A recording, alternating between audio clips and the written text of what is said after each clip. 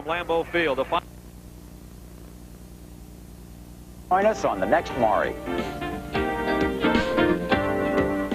Today's game is locally sponsored by Bell of Pennsylvania Yellow Pages and New Jersey Bell Yellow Pages. No other book can match it. Companies of the Bell Atlantic Corporation. Crime busting on the next Golden Girls.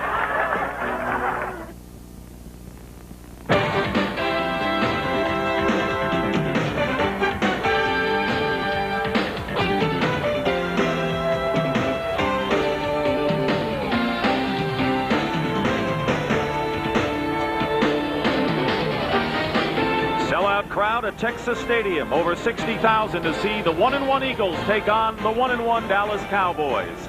Look at the humidity, it's 76% here in Big D. And good afternoon again, everyone. I'm Dick Stockton along with Merlin Olsen, and the number to remember is 7. The Eagles have won 7 straight games over the Dallas Cowboys, but despite a loss on Monday to Washington, the Cowboys are getting tremendous respect around the league. And Merlin, a great rejuvenation here in Dallas, and it's come with amazing swiftness. Well, this Cowboy offense earned a lot of credibility with that performance. 31 points against Washington on Monday night. Jimmy Johnson said they still have something to prove to Philadelphia. Said we're kind of like that skinny kid on the beach who took the Charles Atlas course, and now we're saying, come on, kick some sand in our faces. But if they want to be that tough team that they would like to be, they've got to play better defense than they played on Monday night. I remember that sand. As far as the Philadelphia Eagles are concerned, they're going to get the ball first. The Eagles have won the toss. Ken Willis kicking off, and it's down in the end zone by Thomas Sanders.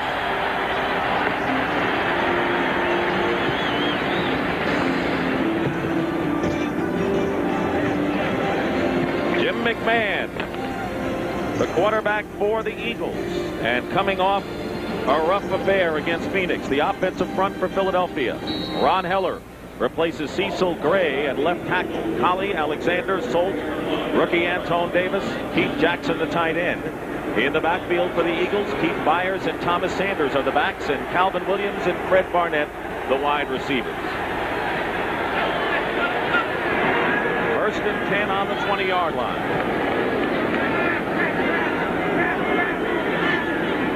It's Sanders with the first carry, and Tony Casillas brings him down after a gain of 2 yards.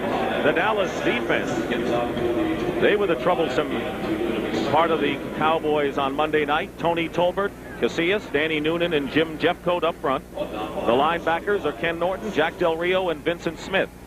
And the secondary, the Eagles could be working on the cornerbacks. Isaac Holt, Manny Hendricks in particular, Ray Horton, and James Washington are the safeties. Second down and 8.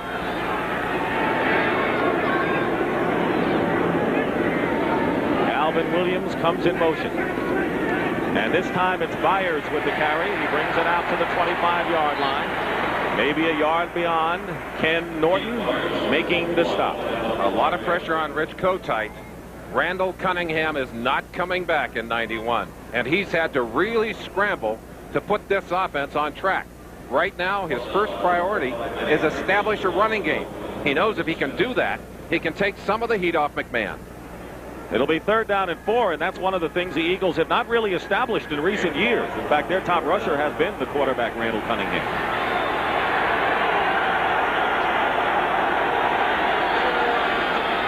This time McMahon working out of the shotgun.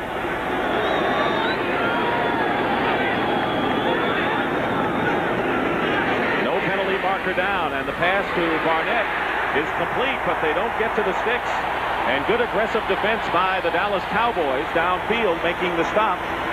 Robert Williams making the tackle, and that will bring up 4th down.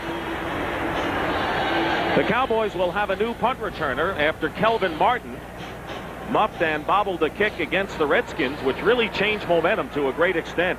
And downfield is Derek Shepard for the Dallas Cowboys, who was cut on the last roster cut the last 2 years. Jeff Beagles, who's been kicking well, booting for the Eagles and gets off another beauty. He'll send Shepard way back, and the kick will go out of bounds at about the 20-yard line. Great kick to angle it out of bounds. Absolutely no return, and getting the most out of that punt. A 50-yard kick by Beagles, and so Troy Aikman brings brings out the Dallas Cowboys. Up front, Mark Tuanay, Kevin Gogan, Mark Stepnoski, John Piesick, Nate Newton, the offensive line, and Jay Novacek, an outstanding pass-receiving tight end. Emmitt Smith coming off a brilliant game against the Redskins, and Darryl Johnston, the running backs, Michael Irvin and Alexander Wright, the wide receivers. Aikman, 5 touchdown passes, no interceptions coming into this game. Going to the air on first down and tries to flip it to Emmitt Smith. And it is incomplete. Reggie White storming in on the play. Who else? The Minister of Defense. Speaking of the Philadelphia Eagles defense, Reggie White, one of perhaps the best quartet of defensive linemen in the NFC at least.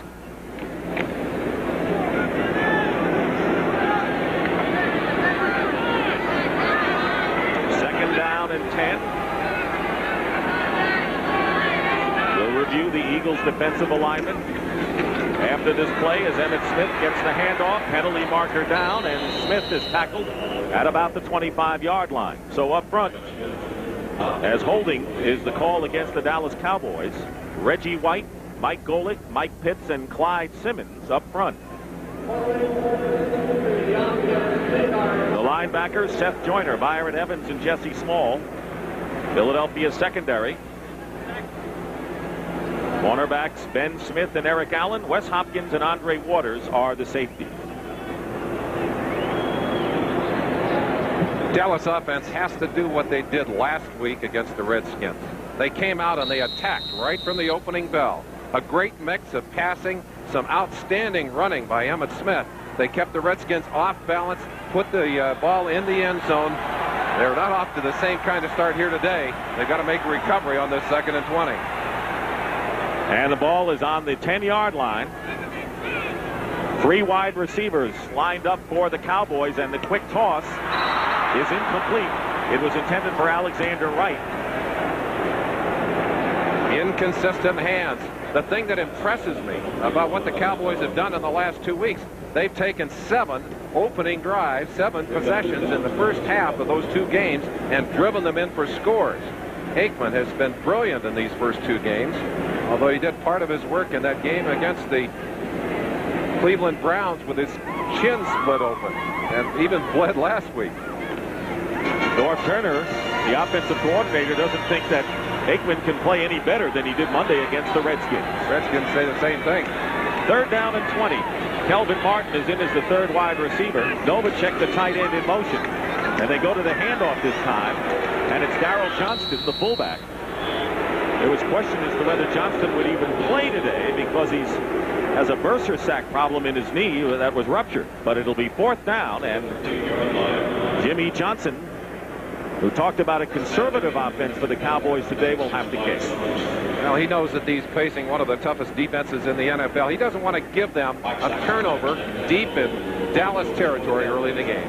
Mike Saxon will be kicking from just inside his end zone, and Rod Harris, former Dallas Cowboy, back to receive. Eagles could get good field position.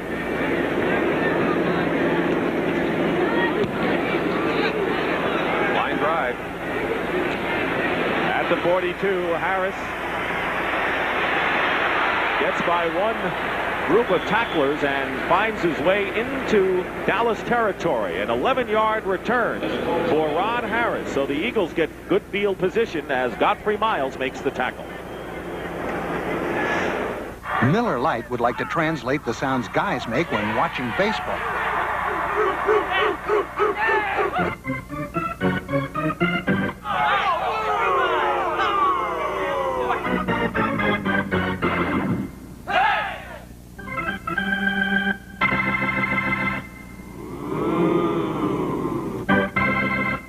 The great Pilsner taste keeps you ahead of it all. Can't beat that.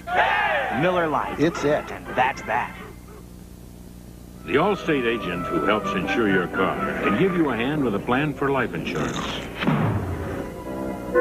Life insurance. Your Allstate agent wants to be your agent for life. You're in good hands with Allstate. If your sporty car doesn't feel so sporty anymore, you need a change. To BF Goodrich TA tires. Put on a set. and feel a whole new level of performance. On June 23rd, BMW introduced the completely redesigned 325i Sports Sedan.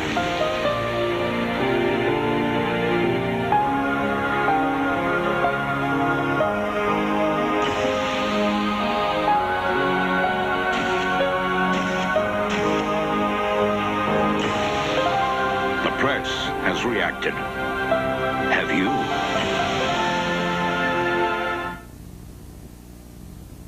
Well, obviously, Randall and Jim are two different quarterbacks. Randall can scramble a lot better than Jim.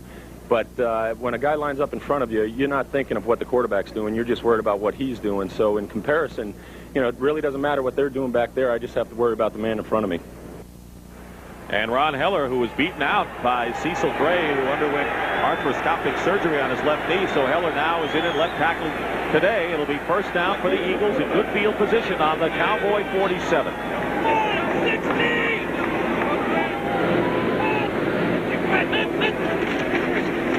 He fires on a quick opener, and Byers gets inside the 40-yard line. Jim Jeffcoat got a hand on Byers and a pickup of 9 yards. Exactly the kind of play that these Eagles need in this situation. As you look in from behind, watch the right side. It's the left side of the line, but look how they clear out right there. Jeffcoat had to go all the way around the block and come in from behind. Byers already downfield, and Byers will give you fits. Runs the ball effectively, a solid blocker, a great pass receiver. You can play him at any of 4 or 5 different positions. Philadelphia needs his leadership on the field, especially with Cunningham out of there. And Heath Sherman, who is the top rushing running back last year for the Eagles, number 23, has come in. And a play fake McMahon. They freeze the defense. Here's the pass downfield, double coverage, and it's knocked away. It was intended for Calvin Williams, and Isaac Hope was downfield along with James Washington, and they have covered the deep man well. Two things of note on that play. The Eagles, hoping to get receivers available early, did not have them. McMahon held the ball, and watch what happens when he holds it too long. Tobler, 92, Casillas, 75, both there to knock him flat on his back. And at the end of that play, excellent double teaming and coverage by the Cowboys. Holt, who's been burned badly in the past couple of weeks, said, I can't change my style, but you better believe people are going to pick on him until he proves he can stop those deep ones. The Eagles have called a timeout here with 10 minutes and 17 seconds remaining in the first quarter. They have a 3rd down and 1, and with good field position, not a bad time really to set something up to keep an early drive going. And we will take a break as well here in Texas. No score.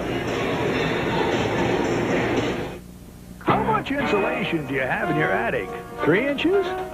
6 inches?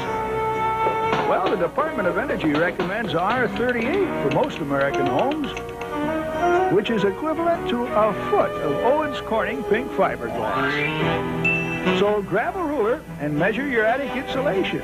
Then get rolling. And get a foothold on your energy bills. For more information, call 1-800-GET-PINK. The world's first dynamo was invented by Werner Siemens in 1866. It began the revolution that brought electricity to everyone. That was then. This is now. The generation, distribution, and control of energy are at the heart of Siemens today, where you work, live, and play. And with 35,000 people at work nationwide, Siemens is leading the way into the next century. Siemens, precision thinking.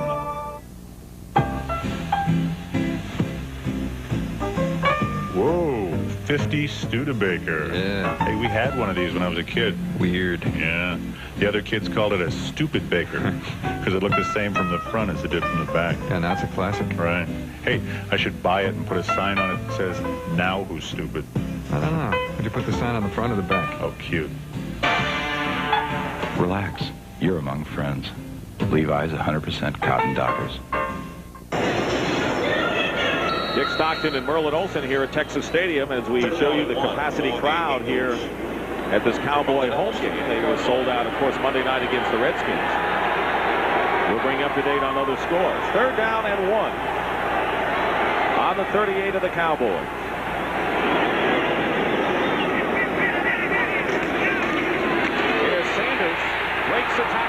gets the first down. They had hit him, and he might have been stopped. But he spun away and got to the 35-yard line. Ray Horton making the tackle, and a 3-yard gain and a first down for the Eagles. Sanders, a 29-year-old running back, not a huge one, probably under 200 pounds at this point, breaking the tackle. That's one thing that Dallas secondary has had some problems with, is tackling. And the Eagles hoping they can do a lot of that here today, not only with their running backs, but also with their receivers on short passes. 1st and 10 on the 35-yard line of the Cowboys. Power formation, and Sanders gets stopped by Colbert, who gets him from behind. No gain on the play. Danny Noonan involved as well on the play. The Dallas Cowboys were able to stop the Redskins with their inside rushes, but when Washington went wide, surprisingly enough against the speedy Dallas defense, the Redskins and Biner did well. The Eagles, wanting to exploit those same weaknesses, will try and go off tackle and wide and lock this defense in. But of course, the Dallas Cowboys are smart enough to have spent a whole week practicing against those plays. And right there, an off tackle play to the right side, shut down very nicely by Tolbert. 2nd down and 10. McMahon trying to go to Byers out of the backfield, and Byers was watched closely by Vincent Smith, the linebacker. We had a good chat with Keith Byers yesterday, and told us very specifically, he said, with Cunningham gone, he said, we all have to step up. He said, I feel that I have to take more leadership, not just in performance, but also vocally. I've got to be more willing to say things in the huddle. Hey, let's pick it up. Or if somebody's not doing the job, I've got to be able to help Jim in that huddle. Well, Byers certainly already has made a couple of fine plays in this game, but you can't do much as a pass receiver if the ball's that far off the mark. 3rd down and 10. Mickey Schuler is in as a second tight end for the Eagles, and they'll put both Keith Jackson and Byers wide to the right, along with Calvin Williams. McMahon in trouble, directing traffic, and McMahon is going to get a first down as he slides inside the 25-yard line. The Cowboys had to fence that unusual formation well in a gain of 12 yards. Well, are you sure that Randall's not in this game? McMahon does not have Randall's speed nor his elusiveness, but look at this. Breaks away from the rush, away from Jimmy Johnson and Jimmy Jones, and inside here, and slides and makes a nice gain out of it. Hey, Coach Hyde is saying, okay, Jimmy, okay, now slide, Jimmy, please. Don't take a hit. Well, that's why the Eagles do not deactivate one of their quarterbacks. They have to keep 3, because if McMahon goes down and they have a problem with the other quarterback, they're going to be left with only 1. They don't have that luxury. 1st down and 10 with just under 8 minutes remaining in the first quarter. Here comes a blitz and the pitch to Byers. And the Eagles thought they might have something against the on-rushing Dallas defense, but Byers is bottled up nicely by Jim Jeffcoat and Ken Norton.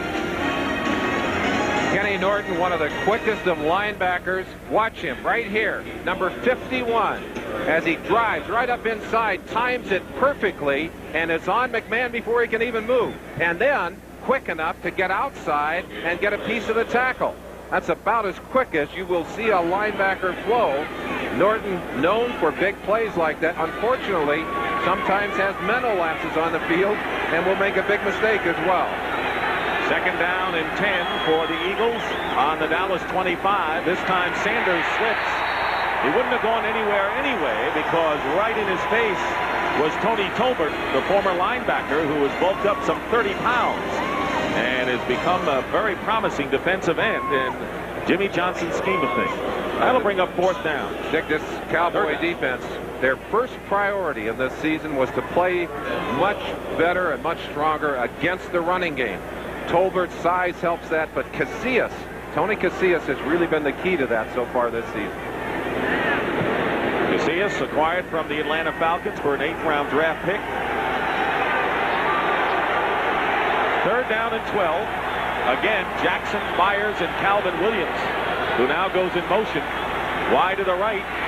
And the swing pass is out to Sanders. He's got open field and a first down as he's upended inside the 15-yard line by Ray Horton, the free safety. A pickup of 12 yards. They went away from the strong side in a big game. You can take advantage of a quick rush by throwing the screen. Watch Thomas Sanders slide out. The defensive line is allowed to penetrate, and there's no one rolling up to help on Sanders. He's got all kinds of room. A bad mistake there as Horton finally catches up with Sanders. But boy, that's not good defense by the Dallas Cowboys, and an excellent call by Rich Kotite. Cowboys on their heels as the Eagles have a first down. Here's Sanders going off the left side again, and he is stopped at the 11-yard line. That's the perimeter type play we expected to see the Eagles run, and they're able to make a fairly nice gain out of it. Dallas tends to keep their linebackers stacked inside. What the Washington Redskins were able to do is bring a wide receiver down, bring a tight end down, and attack with a second tight end moving across the field, a motion back, the H-back, and seal that whole defense inside. And then you got some one-on-ones out there with a running back, and they made some big gains. The Eagles hoping to use some of those same plays here today. Second down and 8 on the 11-yard line. Rookie James Joseph, number 32, checks into the game. McMahon is going for Barnett. He's got it. Touchdown, Eagles. As Barnett beat Isaac Holt for an 11-yard touchdown strike, and Philadelphia leads it 6-0. Holt has got to feel shell-shocked. The third time he's given up touchdowns in one-on-one coverage in the last 3 games. He was also involved in a touchdown on the goal line last week. He's worked like a dog all week to try and make sure that something like that didn't happen. Boy, that has to be a real blow to his confidence. And a great play by Barnett, who continues to show those big plays for the Eagles.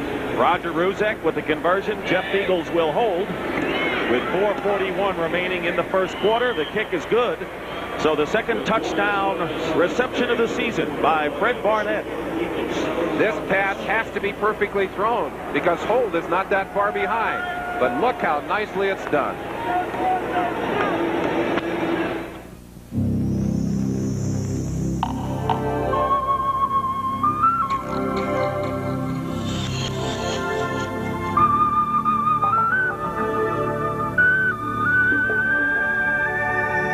Some men would rather live their lives sheltered in the harbor, and some would rather sail into life with the unmistakable scent of Old Spice. Clean, true, and classic. Old Spice, one of the legends of the sea. Listen to my nephew. He's going to be a lawyer like me. He's even going to look like me. Oh, really? So does that mean on his first big trial day, the jury's going to notice his winning smile? Yeah. His great suit. Yeah. Oh, his little flakes. No, dandruff, me? Oh, it can happen to perfect people. Here, just use my shampoo. Head and shoulders. But you don't have dandruff.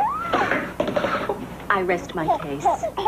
Head and Shoulders, because you never get a second chance to make a first impression. The driver of this car adds something special to his motor oil. So does the driver of this car. They both use STP oil treatment for drivers on a racetrack or drivers on a fast track. STP. Motorcraft energy conserving oil can help reduce fuel consumption. It can also reduce traffic. Motorcraft quality parts. Peace of mind from Ford. The people of CBS News. Dan Rather. Connie Chung. Mike Wallace. Ed Bradley. Leslie Stahl. And Charles Gerald. Experience. CBS News. Fred Barnett driving down the field. A moment of truth right here. A little inside fake and goes to the outside. And Isaac Holt waits a second too long before he breaks on the ball. Asking himself questions, a little uncertainty perhaps.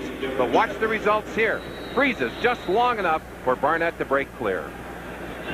7-0 the Eagles lead. Roger Ruzek will kick off for the Eagles. James Dixon and Derek Shepard are back deep. It'll be into the hands of Dixon on the 2. And stopped at the 25-yard line, and the tackle made by Izell Jenkins. There on the sideline, and boy, what a horrible feeling. You're all alone. You're naked out there as a cornerback, and 3 weeks in a row, that has been a costly proposition. This is a gambler. Isaac Holt has gambled his whole career, and he'll come up with those interceptions. But boy, it has been costly the past 3 weeks as he has been beaten for 3 touchdowns man on man. course, Holt was one of the players that was acquired from the Minnesota Vikings in that Herschel Walker deal. Of course, the big booty for Dallas was their draft picks. 1st and 10 for the Cowboys on their 25-yard line. Emmitt Smith gets nowhere. Eagles very strong up the middle defensively, and the tackle that time by Mike Pitts. Mr. Barnett, how you doing? You're The Eagles able to put up 7 points early. You see the smiles and the confidence on that sideline. The best thing that could have happened to this Eagle team is to be able to get off to a good start against the Cowboys. They're feeling good about themselves now. Now if that defense can stand up and shut down Dallas's offense, they'll have established momentum on both sides of the ball here early. Jerome Brown, the tough run stopper, has come in and tackled for the Eagles on 2nd down and 9. Aikman under pressure, and down he goes. He's tough. But when you go against the Eagles front four, you better be, as Jerome Brown and then Clyde Simmons come in to make the tackle at a loss of 2, as Aikman is sacked for only the 5th time this year. 3rd sack of the season for Jerome, a holdout. He is not as much a part of this defense as he will be later on, as he really is trying to learn some of the new defensive calls and terminology, but a very physical player. That's the kind you smile about, though. He was on the line, and the quarterback came to him.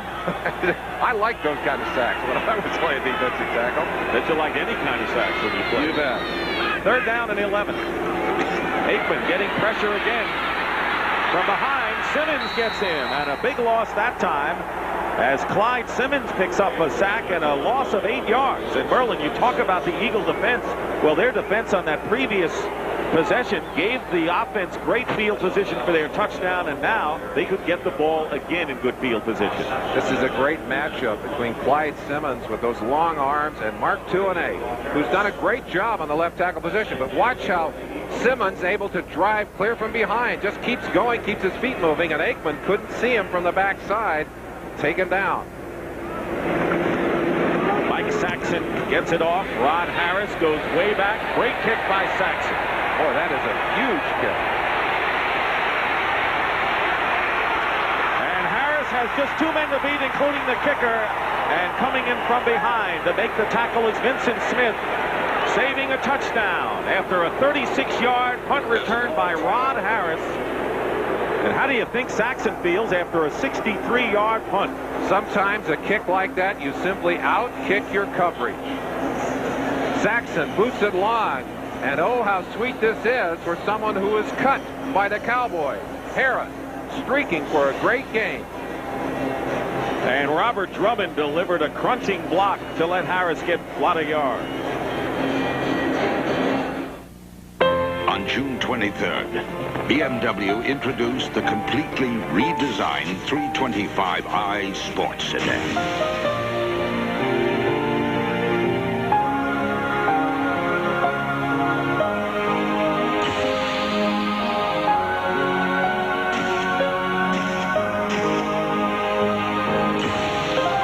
The press has reacted. Have you? Where do you want to be in 5 years? I had an old Studebaker truck and $300 when I started this company. In a few years, my sons will be ready to take over, and then I'd like to... I never told anybody this. I want to live in Paris and go to cooking school. Hey, that's what I want to do. Will I have the money to do it? You can get there from here. With Shearson Lehman Brothers. How do you get comfortable? Who, me? I wear Comfort Tech shoes by Florishine. Let me show you why. You see, they got this special cushion insert and sole with a bunch of tiny air bubbles. Now watch how they absorb the impact of every step you take. And there are Comfort Techs from dress to casual. I'll tell you, they're the most comfortable shoes I've ever worn. Try a pair for 30 days. If you don't agree, you'll get your money back. Get Comfort Tech by Florishine and get comfortable. You're watching CBS Sports coverage of the National Football League. They watched at the defensive coordinator for the Cowboys. A lot of people joked about his college experience, a college coach. They don't joke anymore. Dallas needs some beef, but they've improved defensively. 1st down on the 46-yard line to the Cowboys. Cowboys. McMahon's pass. And did he have possession? He did. And a great catch downfield by Fred Barnett. A 23-yard gain, and Mandy Hendricks was all over him, but he grabbed it anyway. McMahon can still throw the football. He'll be knocked down at the end of this play, but McMahon has never lacked courage. He'll stand in there, and that ball thrown where it had to be thrown, away from the defensive back. Manny Hendricks not far away, but he had to go through the receiver to get at the ball. Dave Wannstedt has to be feeling the pressure here. His defense was beaten badly on a number of occasions last week. And they were challenged coming into this game because they knew that they had to get the strike on this man, McMahon. So far, it's McMahon who's after them. Thomas Sanders on first down. Ridden out of bounds after a gain of about 4 or 5. Ray Horton defending, and a gain of 4 that time, as you see the clock with 1:38 remaining in the first quarter. Excellent mix of run and pass here early by Philadelphia, and they have kept the Dallas Cowboy defense off balance. They've run effectively enough to force the Cowboys to respect their running game. And because of that, Rich Kotite has had the freedom to use that whole list of plays he has in front of him. Second down and 6 on the Cowboy 19.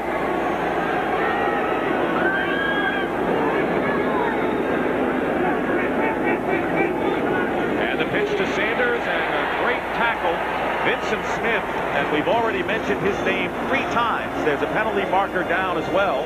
Very late penalty flag down. Sanders defended by number 7, Vincent Smith, short of the line. It's a clipping call against the Eagles. And boy, they have been blessed with great field position. They've just cost themselves an excellent shot at a touchdown here. Personal foul, illegal crackback, number 86 of the offense, 15 yards.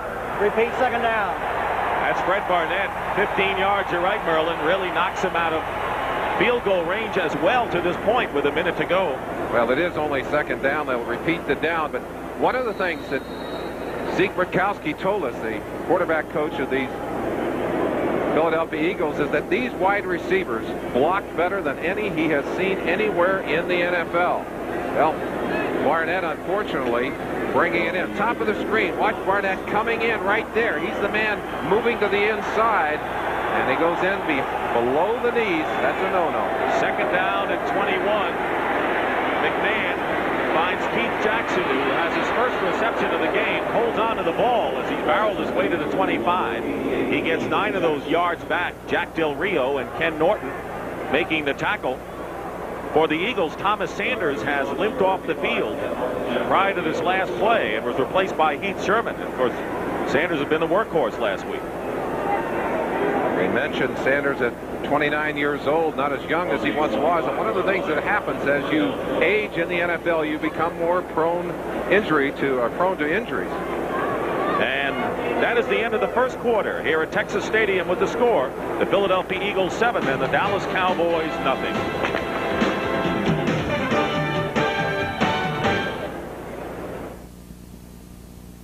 In Toronto, they're talking pennant. The first-place Blue Jays battle the power of Jose Canseco and the Oakland A's next Saturday. Inside your smooth-running engine is a torture chamber. And under these grueling conditions, only one leading motor oil meets the world's toughest requirements for viscosity breakdown. Castrol. The only leading motor oil that provides maximum protection against viscosity and thermal breakdown. So use Castrol. After all, why make things tougher on your engine?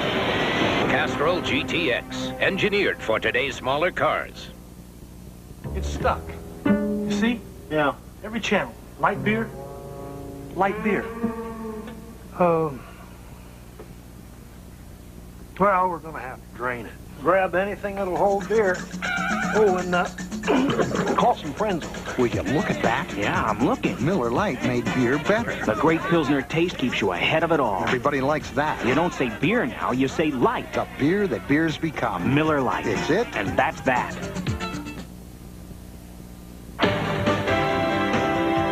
CBS Sports coverage of the National Football League is sponsored by Comfort Tech Shoes by Floorshine. Try a pair and get comfortable. Castrol, engineered for today's smaller cars. And by Miller Lite. It's it, and that's that. We start the second quarter here in Dallas, and it was a rough week for Jimmy Johnson. Everyone's talking about the great respect teams have for the Cowboys, but he looks at it as a loss. And right now, he can't be pleased at the fact that the Eagles have dominated field position so far. Well, and they're ahead on the scoreboard, and the great concern, if you're going to get to the championships, you're going to get to the Super Bowl, you've got to win in your division. And Johnson has had trouble doing that. Thomas Sanders has a twisted ankle, and the Eagles expect that he'll be back. 3rd down and 12 on the Cowboy 25. 7-0. The Eagles lead the Cowboys. And a bootleg. McMahon going wide open to the end zone, and Calvin Williams had beaten his man, Kenneth Gant. But the pass just eluded him, and an incompletion brings up 4th down. Another one of those second-year receivers. The Eagles put the waggle in, this little rollout, to help McMahon get a little extra time to throw the football. Watch him as he just rolls around. They keep everybody down. He's got plenty of time to throw that football, and had it just off the fingertips, you see his frustration. He knows that that was a great opportunity for a touchdown. Roger Ruzek will attempt a 42-yard field goal. He's already kicked one from 47 yards, and the kick is long enough, and it is good. So the Eagles, who have had 2 drives started in Dallas territory, have scored twice. And on the second play of the second quarter, Philadelphia 10 and Dallas nothing.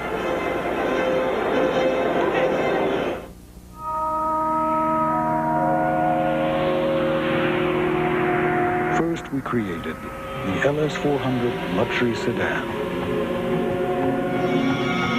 Now we've taken everything we've learned and condensed it. Introducing the Lexus ES300. All the performance of a sports sedan, all the luxury of a Lexus. When you buy a Super Color Special TV antenna from Radio Shack, you get a great value. And Radio Shack has everything you need to make installation easy. Best of all, you get Super Color's advanced technology for the clearest picture and sound possible. Reception so lifelike, it's incredible. Hey, great picture, huh, Howie? And Super Color antennas are here just in time for football. 2 great antennas for city, suburban, or long range from $24.88. Only at Radio Shack, America's technology store. Dear Thompsons, I swear by Thompson's water seal. But recently, when it ran out, my son finished with another brand. Then it rained. What a difference. Thompson's beat it up, the other brand nothing. Thanks for a product you can believe in. Marvin Snoddy, Locust Grove, Virginia. The temperature never drops below Xerex. That's important to remember at a time like this, when it's very dark and very cold. Ah, you did remember Xerex Antifreeze. The temperature never drops below Xerex. Big fans on the sideline. Temperature only 82 degrees, but 76% humidity. The players already feeling it. The big men in particular. On a day like today, conditioning will be very important late in the 3rd and 4th quarters. Roger Ruzek will kick off again. Eagles 2 possessions at the Dallas 47 and then at the Cowboy 46. And they got points both times. There's James Dixon, who's back deep along with Derek Shepard.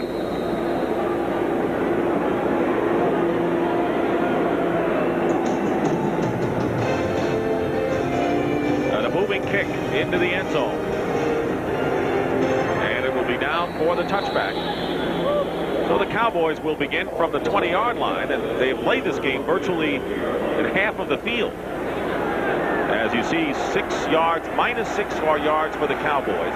Emmitt Smith, who has gone over 100 in 2 straight games, has gained only 1 yard. He's only carried 1. He has been a non-factor, and that is bad news for the Cowboys. He has been dominant in the first half of both of the games. In fact, all of the Cleveland game, but he has not done anything here. Was sick last week, took some medications that were supposed to help him maintain the moisture in his body. Said nothing but water for me today. Well, maybe the water's not getting it today. First and 10 at the 20-yard line, and Emmitt Smith will be getting the football as he moves the pile a couple of yards out to the 24. He had dehydration in the game against the Redskins, and Jimmy Johnson saying before the game that it was a lot more serious than people thought. After a 75-yard touchdown run, he was no good the rest of the way.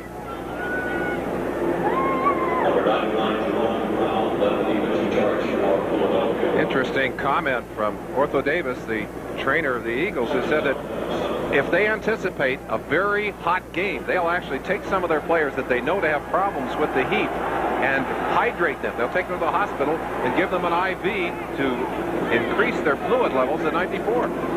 Second down and 7, 3 wide receivers, and Aikman goes down inside the 20. Jerome Brown picks up the sack and a loss of 5 yards, so Brown gets a sack and a half already. Troy Aikman has seen these green jerseys before. Last year, watch the shot from Clyde Simmons right here. It ended Aikman's season and ended Cowboys' playoff hopes. Already the Eagles have 3 sacks. Simmons 1, and Jerome Brown has been credited with 2. We spent the day talking about protection for the Eagle quarterbacks. Here it is, Aikman needing the protection. Third down and 12. 3 wide receivers. Aikman going up on top. The receiver wasn't looking, and the pass is intercepted. Alexander Wright did not see the ball in the air, and Rich Miano, the former New York Jet, picks it off at the 40-yard line of Philadelphia. And good pressure by Mike Pitts inside for the Eagles, and that's the first interception of the season. When Bud Carson arrived at the Eagle camp, he said, hey, there are a couple of people we'd like to have. Miano was one of them. They picked him up. But it's the pressure, really, that eats Aikman up here. Pitts right on top of him. Reggie coming from the outside. He had to throw the football, and he did not throw it well. Rich Miano's first pickoff of the year. 5 interceptions by the Eagles. So they get the ball back. Once again, in good field position. They're on their own 39. Keith Sherman and Keith Byers are the running backs. The call goes to Byers, and he'll lose yardage. And the offensive line could not stop Jack Del Rio and Vincent Smith, 2 of the linebackers. That's the first time Aikman has been intercepted in 82 attempts. Of course, that was a problem for him early in his career. In fact, in the first 2 years of his career, Aikman had thrown 20 touchdowns and 36 interceptions. He'd really turned that around this year. 5 TDs and no interceptions. Well, scratch that 0 off the books. Well, you knew he wasn't going to go forever without one. He was the last NFC quarterback to throw one. Russell Maryland is now in up front, defensive tackle, replacing Casillas on 2nd and 10. And he's working on a new right guard in there. 62, Dennis McKnight has gone in for Ron Salt, who'd injured an ankle, so a couple of fresh faces in there on the line of scrimmage. Ball start called against the Eagles. Jerry Austin is our referee.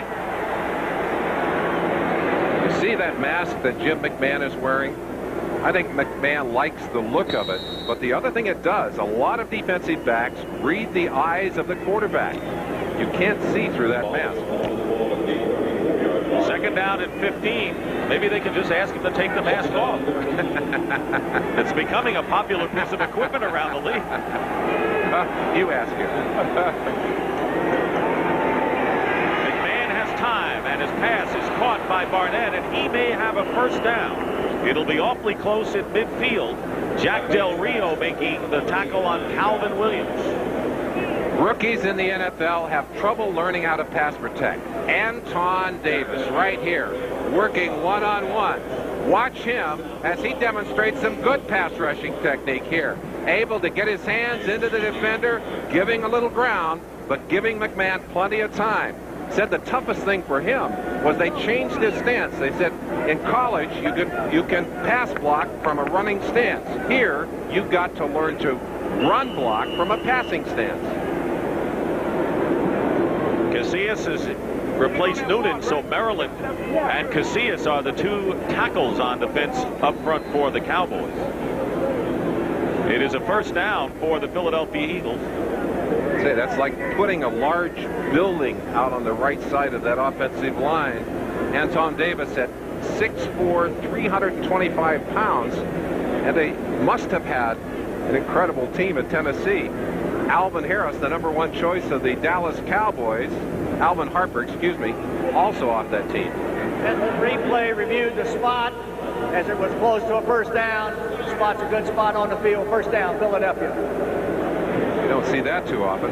Quickly, to finish that thought, Charles McRae and Anthony Morgan, a couple of other outstanding players in the NFL, also off that team. Thomas Sanders is getting on the cart. That's not good news. He has the twisted knee. Rich Zauld already in the locker room being x-rayed, so a couple of Eagles hurt already in this ball game. 1st and 10. Here's Heath Sherman. Fires, trying to block in front, and he is knocked back into Heath Sherman. And he'll lose a yard, and there's a penalty marker down after the whistle. Daniel Stubbs, great penetration, able to get in there and knock things down. And the Eagles are going to be called for holding to add insult to injury on that last play.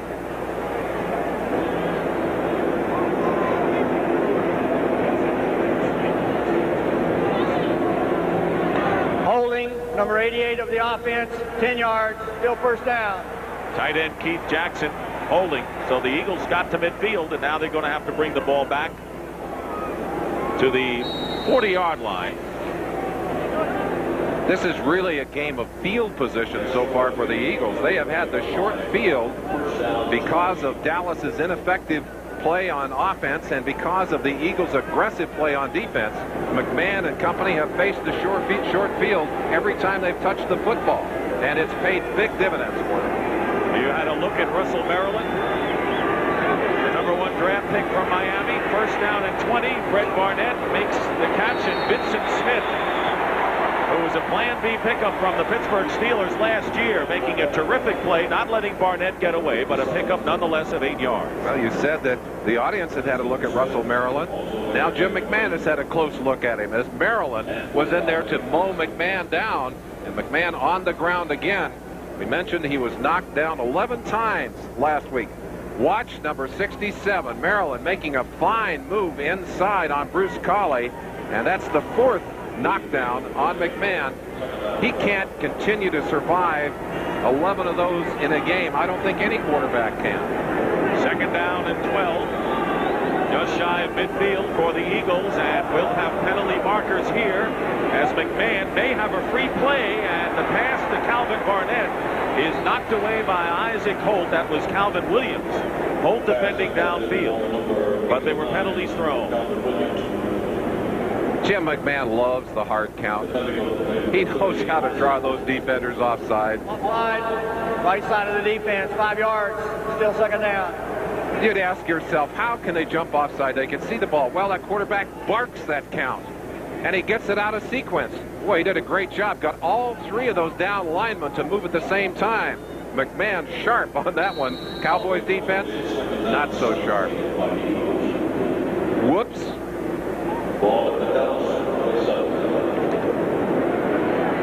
McMahon has been known to be so sharp with that count, he even draws his own people offsides on occasion. That's not so good. 4 wide receivers. They bring the tight end Jackson out as well on 2nd down and 7. Kenny Jackson and Keith Jackson are both receivers out of the shotgun. The quick throw and over the head of Barnett. Thrown away. Manny Hendricks was covering Barnett on that play, and that'll bring up 3rd down.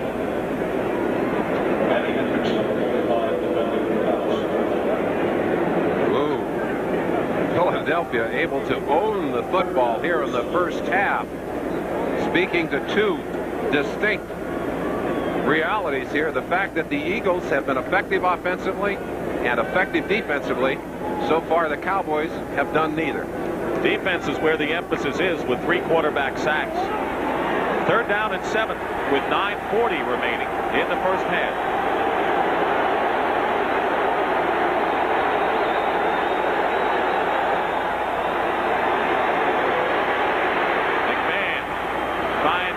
Jackson, and he'll have the first down on a crossing pattern. The veteran Bill Bates there to make the tackle. And a gain of 9 yards and another Eagles first down. Randall Cunningham would wait and wait and wait and look for Keith Byers and Keith Jackson. You talk to the receivers on this team, they say McMahon does a better job of spreading the ball, looking for the good matchup, or the mismatch in this case. That's exactly what he found. Bill Bates on Kenny Jackson, and he got Jackson the ball. Bates just could not keep up with him.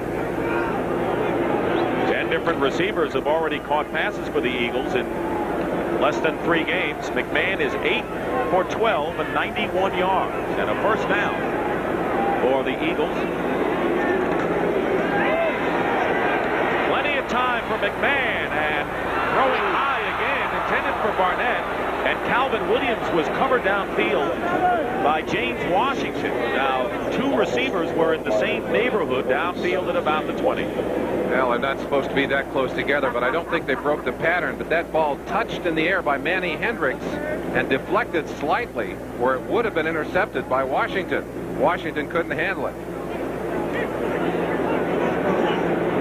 Outside receiver sliding in underneath the slot as you watch this. Manny Hendricks will be the defender closest to you on the left side of the screen. Watch them here as they drive outside. He's able to touch that football as he goes inside, but Washington almost had the interception. Second down and 10. McMahon, penalty marker, throw. And McMahon scampers to the 31-yard line, but a flag is down. Norton and Del Rio making the stop, and holding may be the call after a gain of 7 yards. Kenny Norton down briefly, although he is back up. Number 78 of the offense, 10 yards. There's the rookie. Still second down. Antone Davis getting flagged for the holding call. We spent a lot of time talking about Randall Cunningham and the injury, and of course McMahon doing an excellent job of replacing him. But think for a second what would happen if McMahon went down. The choices then would be Brad Gable, a free agent rookie quarterback, or Pat Ryan, a free agent who's been in camp less than a week and who didn't even play last year, a former New York Jet. So you can see why they're so concerned about keeping McMahon healthy. And 3 quarterbacks on the active roster today. Second down and 20. The Eagles push back to midfield, and we'll have another penalty marker. It should be on the defense as Mickey Schuler, the second tight end, gets free. And a first down. Oh, it's inside the 35, shy of a first down by about 5 yards. A pickup of 14. Hendricks and Ray Horton on the stop. It looked to me like one of the Eagles moved on that play, but I think they're going to call it against Dallas. Third down. Pass is declined. They'll take the 14 yards, and it'll be 3rd down and 5 now for the Eagles, and they're in field goal range again, although it'll be a long try by Ruzek.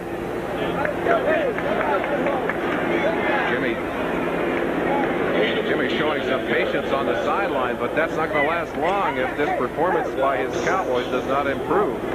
Well, the time of possession we showed you earlier was significant. It's even greater now. 3rd down and 6. And a Statue of Liberty play is spoiled as Heath Sherman gets bottled up at the 30-yard line. Not a bad play when you've got the field goal try coming up. They'll lose a yard on it, and it'll be 4th down, and Russell Maryland gets credit for the tackle. McMahon really angry about something. I don't know whether he didn't like to call it. There is Thomas Sanders. You see the left ankle heavily bandaged and iced, and he is heading out of the stadium here. Been in to get x-rays on that ankle. That is not good news for the Eagles. The Eagles have used their second timeout as Roger Ruzek gets set to try a long one, a 52-yard field goal. So Philadelphia now with only one timeout left in the first half.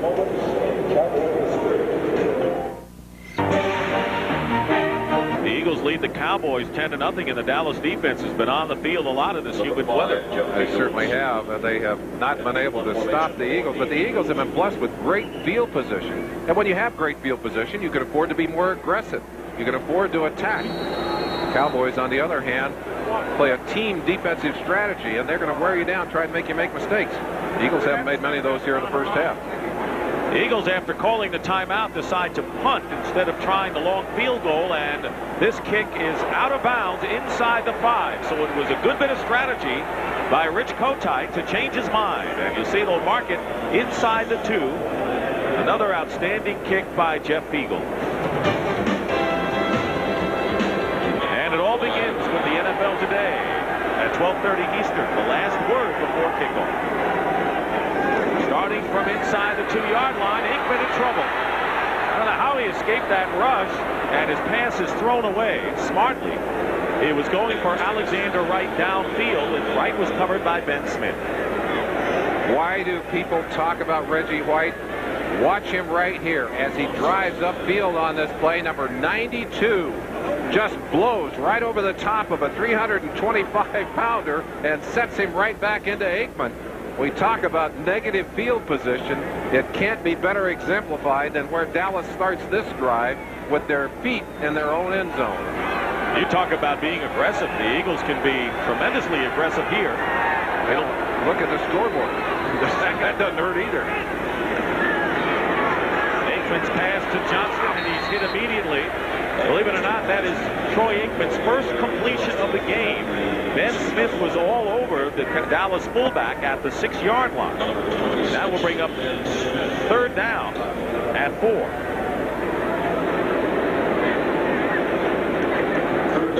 You know, Jay Novacek, who's the leading receiver of all tight ends in the NFL, has been a disappearing man so far. Well, we talked to Seth Joyner, who plays that outside linebacking position. Is one of the most versatile linebackers in the NFL. He said, I hope they give me a chance to lock up with Novacek. He said, we've got to take him out of the game plan.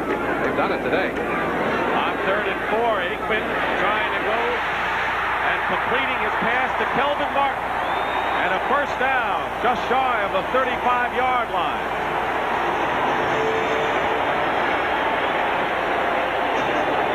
Isel Jenkins covering. The Dallas crowd, capacity crowd without a whole lot to cheer about. Suddenly with a bright Dallas moment as Kmart pulls one in. Boy, what a beautiful toss by Aikman. Had to throw right over the outstretched hands of the defender. Martin doing a good job of bringing it in. Got themselves out away from the goal line now. They can afford to open it up. First down of the game by the Cowboys, and it comes with 5:45 remaining in the half. Aikman looking up the middle, and that pass is intercepted by Joyner. And there's the guy you were talking about. Joyner covering Novacek, the tight end, and Seth Joyner picks off the interception, and it's his second of the season. And a big interception last week. As you watch number 59, Seth Joyner, we talked about his man-on-man coverage abilities. Joyner's number 59. He'll be on Novacek. The strike right there, and look where he is. But that's just plain and simple a bad pass or a bad move by Novacek. Look at the heat. 1, 2, 3. 3 Eagles diving in on the quarterback. And Aikman had to get that ball out of there, did not get it out accurately. But Seth Joyner, as we said, one of the best coverage linebackers in the NFL, and I think the most underrated linebacker, period, in the NFL last year. Says so with the Eagle press guy that you said that about. Well, I say it again. 1st and 10, the Eagles get it back on their own 45. It's like a broken record out here, the way the Eagles have had great field position. Byers goes in motion. Heath Sherman can't go outside. And making the tackle was Jack Del Rio, and a gain of only 1. Del Rio moved from an outside linebacking position to the very responsible middle linebacking position by Dave Wanstadt. Done a good job of taking the plays, of calling the defenses. Eugene Lockhart in that position for a number of years. Now no longer on the roster. And Del Rio, by his own admission, a very mediocre pro career. But he said, this is my opportunity. I'm going to make the most of it. 2nd down and 9. Man's had a solid passing game thus far. We'll try again. And he completes the pass to Barnett, and that'll be good enough for a first down. Hendricks is covering an 11-yard pickup. And once again, the Eagles are in Dallas territory. Capacity crowd at Texas Stadium. Dick Stockton and Merlin Olsen. It's been all Philadelphia possession-wise. And they lead at 10-0. Red Barnett with an 11-yard reception from Jim McMahon, and Roger Ruzek with a 42-yard field goal. The Eagles came into this game with a lot of question marks. Well, so far in the game, the Cowboys are asking questions. The Eagles have answers. They have controlled the football offensively, and they have dominated defensively. The other way. 1st and 10. And a pitch to Heath Sherman. Sherman with a good gain that time. And Antone Davis, who's got to learn some pass blocking, showed his run blocking abilities there. A gain of 5 yards. James Washington on the tackle. Anton Davis, the kind of player that you look for coming out of the college ranks. Not only huge in stature, but also very bright and eager to become a better football player. He's taken to the experience in a hurry and has learned very quickly some of the most important lessons of professional football. He said the one thing that surprised him, he said, I can go 4 quarters. I can play 4 quarters in this game. 2nd down and 5 with less than 3.5 minutes to go in the first half. McMahon's great catch by Calvin Williams on another high pass. And the ball was stripped away by Hendricks, and the Cowboys are claiming that they've got possession. I think Williams is hurt. I think you're going to see him come off the field as they quickly motion the trainers onto the field. He looked like he may have come down on his shoulder as he hit the ground, Dick. On the other end, here's what happened to McMahon. McMahon taking a blow on this, but gets the pass off, and it's a great leaping catch, similar to the one that helped the Eagles win in the final seconds here last year. Watch the end of the play. Comes right down on that left shoulder, and very quickly they signal for the trainers. And apparently they're going to rule it an incompleted pass. So they're working on Calvin Williams, and McMahon goes to the sideline. A chilling sight as Calvin Williams, the 3rd starter to head for the locker room so far. Ron Salt has left the field along with Thomas Sanders. And now Calvin Williams, you saw Kenny Jackson replace him. 3rd down and 5. McMahon's pass is batted down into his hands, and he tried to lateral it to an alignment. Anything to move the ball. I don't blame McMahon. He wanted to get rid of that one. Hey, let somebody else run this one.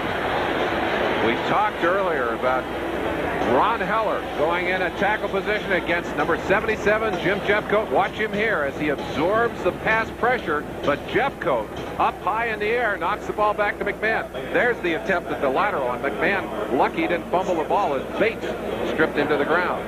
A loss of 5 yards. Jeff Beagles back to kick. Derek Shepard, penalty marker down. Cowboys are offside.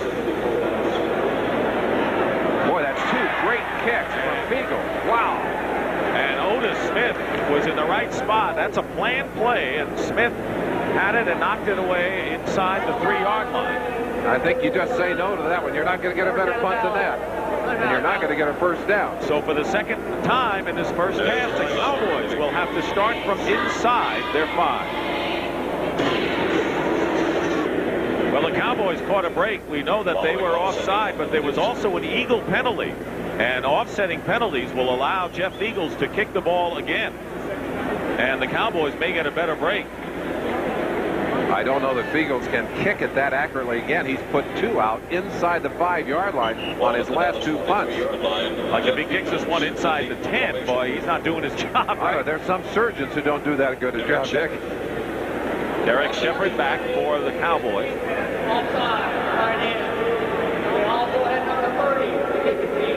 Ineligible receiver downfield, and it happened to be Otis Smith, the man who downed the ball out of bounds, who is guilty for the Eagles.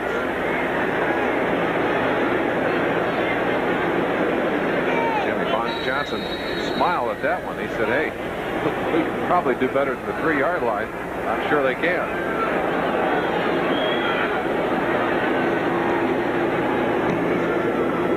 Looking for the corner, and the ball takes a Dallas bounce into the end zone for a touchback, so they'll get it out at the 20 this time. Well, score that a +17 for the Cowboys. Next Saturday, CBS Sports coverage of Major League Baseball features the first-place Toronto Blue Jays against the Oakland A's. Redskins and the Phoenix Cardinals both unbeaten. Washington winning there, and the Bears leading the Giants 10-0. And how about this one? Wow, that's a good start. Green Bay, that's a baseball score, 5-0. Herschel Walker, who had an impressive game last week, scored a touchdown for the Vikes. First down from the 20, and Jay Novacek brings it out for the first down. Byron Evans on the tackle, an 11-yard gain for the Cowboys. Cowboys adjusting their game plan. Jimmy Johnson said, let's go, pick it up. 2 minutes 14. Let's get another play before the 2-minute warning, but I don't think they're going to get it in.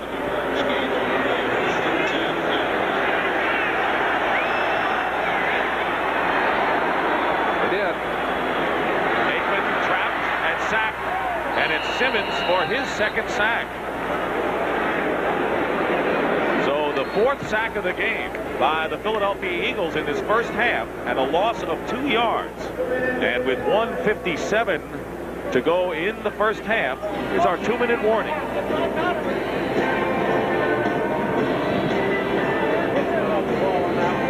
Well, here's the irony, because here's a man who was besieged after last week's game. Look what he's done so far, 111 yards, and it's been Aikman who has struggled to the tune of 2 interceptions and 4 sacks. Well, Aikman, with all of the fireworks in the first 2 games of the season, such an explosive offense for the Cowboys. They have been shut down and shackled here today by the Eagle defense. We've had our 2-minute warning. It'll be second down and 13 from the 29 of Dallas.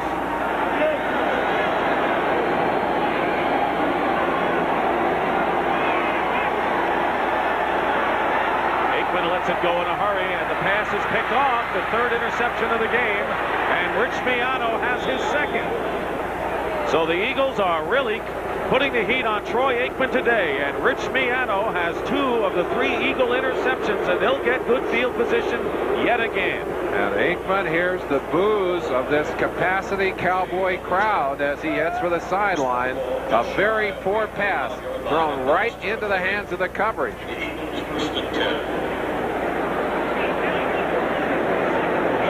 Watch the free safety just move across. Miano is the man who's going to drift.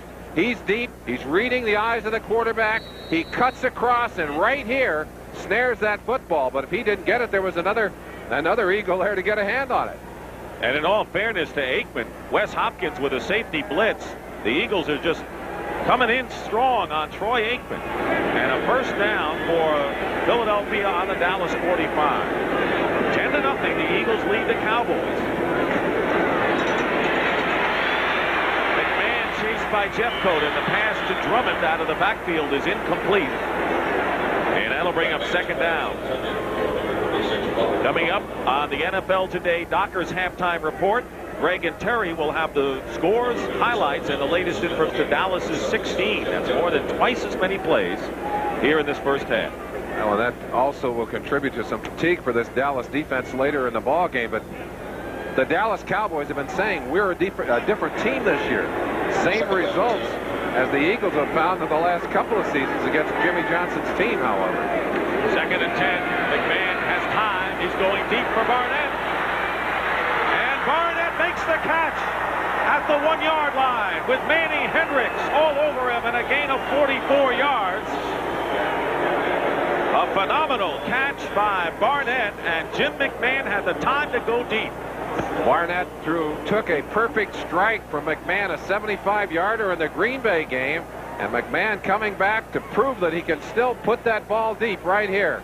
Dissecting it right down the middle. It'll be on the left side of your screen.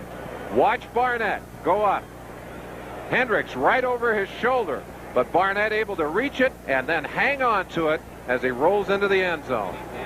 Fred Barnett already has caught 6 passes for 99 yards, including a touchdown reception. And a first and goal on the 1, and Drummond is in for the score. Robert Drummond, and the Eagles have silenced this capacity crowd. At least from the cheers, the boos we're hearing. And Aikman is hearing them too. Well, and that's what you love. If you're on the road, you want to take the crowd out of the game. Put the pressure on the other team. The Eagles have certainly done that. This is not totally Troy Aikman's fault. The offensive line has been ineffective against the Eagles' defense. Roger Ruzek with the conversion. And Philadelphia has a 17-0 lead over Dallas with 48 seconds remaining in the first half. And for Robert Drummond out of Syracuse, his second career NFL touchdown.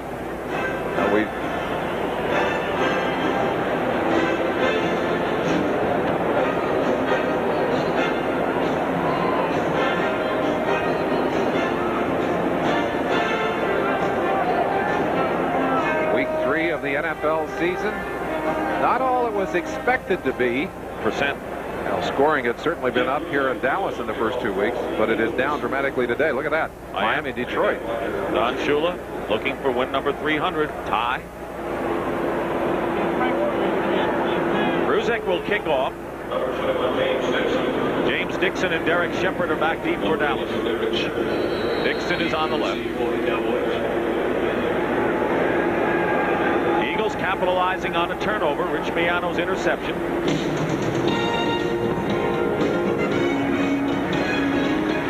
It'll be Dixon at the goal line, returning for the Cowboys. Got tripped up once, stayed on his feet, and a very fine return by James Dixon out to the 33-yard line before Scott Kowalkowski rides him out of bounds. A return of 33 yards.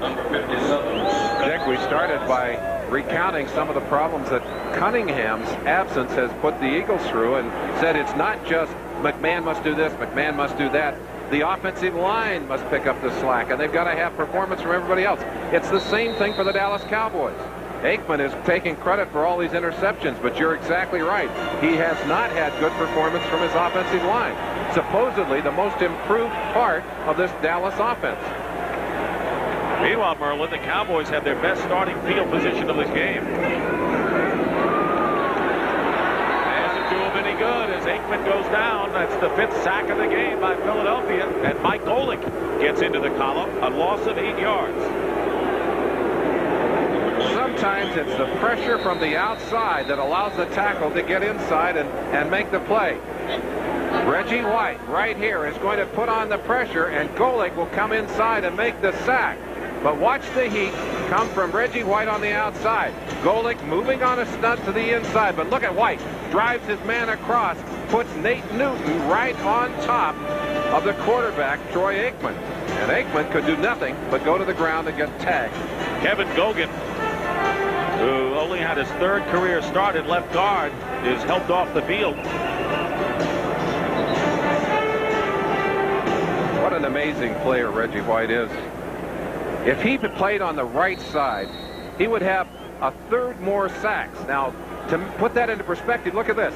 Since 1985, when Reggie became a starter, he's had 98 sacks. No one has more. If you look overall, Lawrence Taylor has a few more, but Reggie, incredible performance. 2nd down and 19. Aikman has to rush, and he gets the pass off to Novacek. Byron Evans makes the tackle. Byron Evans. A final thought on Reggie White. The thing that is most impressive about him, he's a complete defensive end. Plays the run first and then rushes the passer. Aikman sacked again. Back to the 25-yard line, and the clock stops with 11 seconds to go. And this is a no contest. They ought to call this one off, the way the Eagles are playing defense today. Bud Carson has to be celebrating on the sideline. A number of holdouts on this defense have kept him from making progress, all the progress he wanted with this team, but they certainly have responded here today with a tremendous performance in the first half. 99, Jerome Brown, right-hand side of your screen, pushing his man all the way into the feet of Aikman, and Aikman has nowhere to go except into the arms of Clyde Simmons. 3rd sack of the game by Clyde Simmons. The Cowboys ran 19 plays, 6 of them resulted in sacks, 3 interceptions. I've never heard of that before. And at the end of the first half, the score, the Eagles 17 and the Cowboys nothing.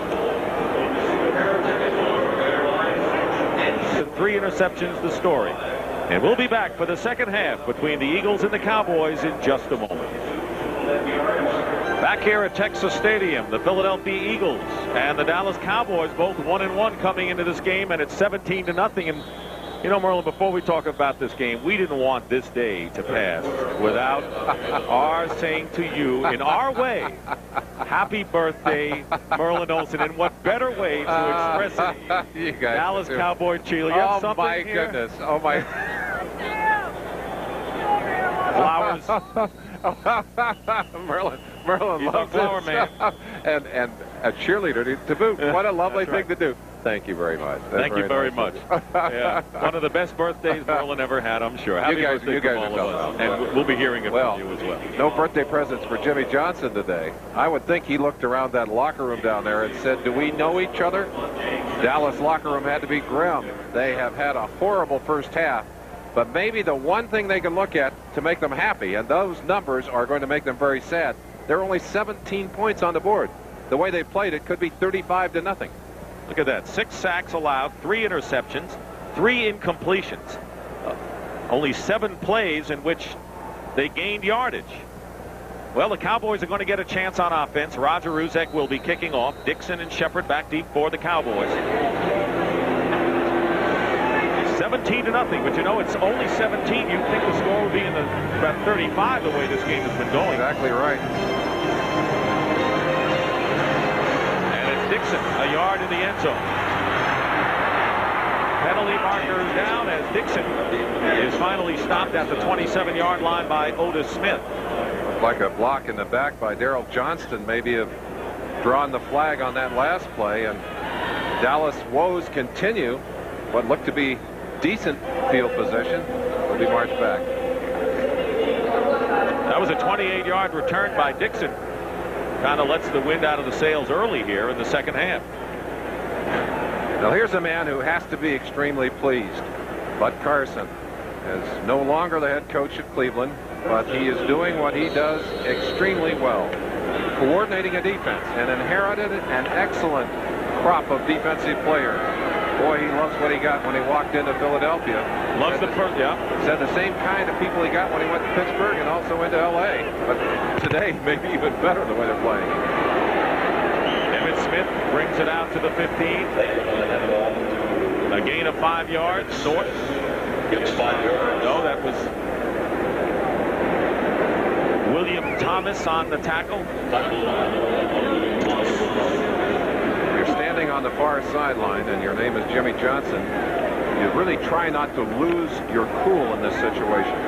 There's still plenty of time to get back into this ball game, but the thing you have to do is start playing football, and it starts with that offensive line.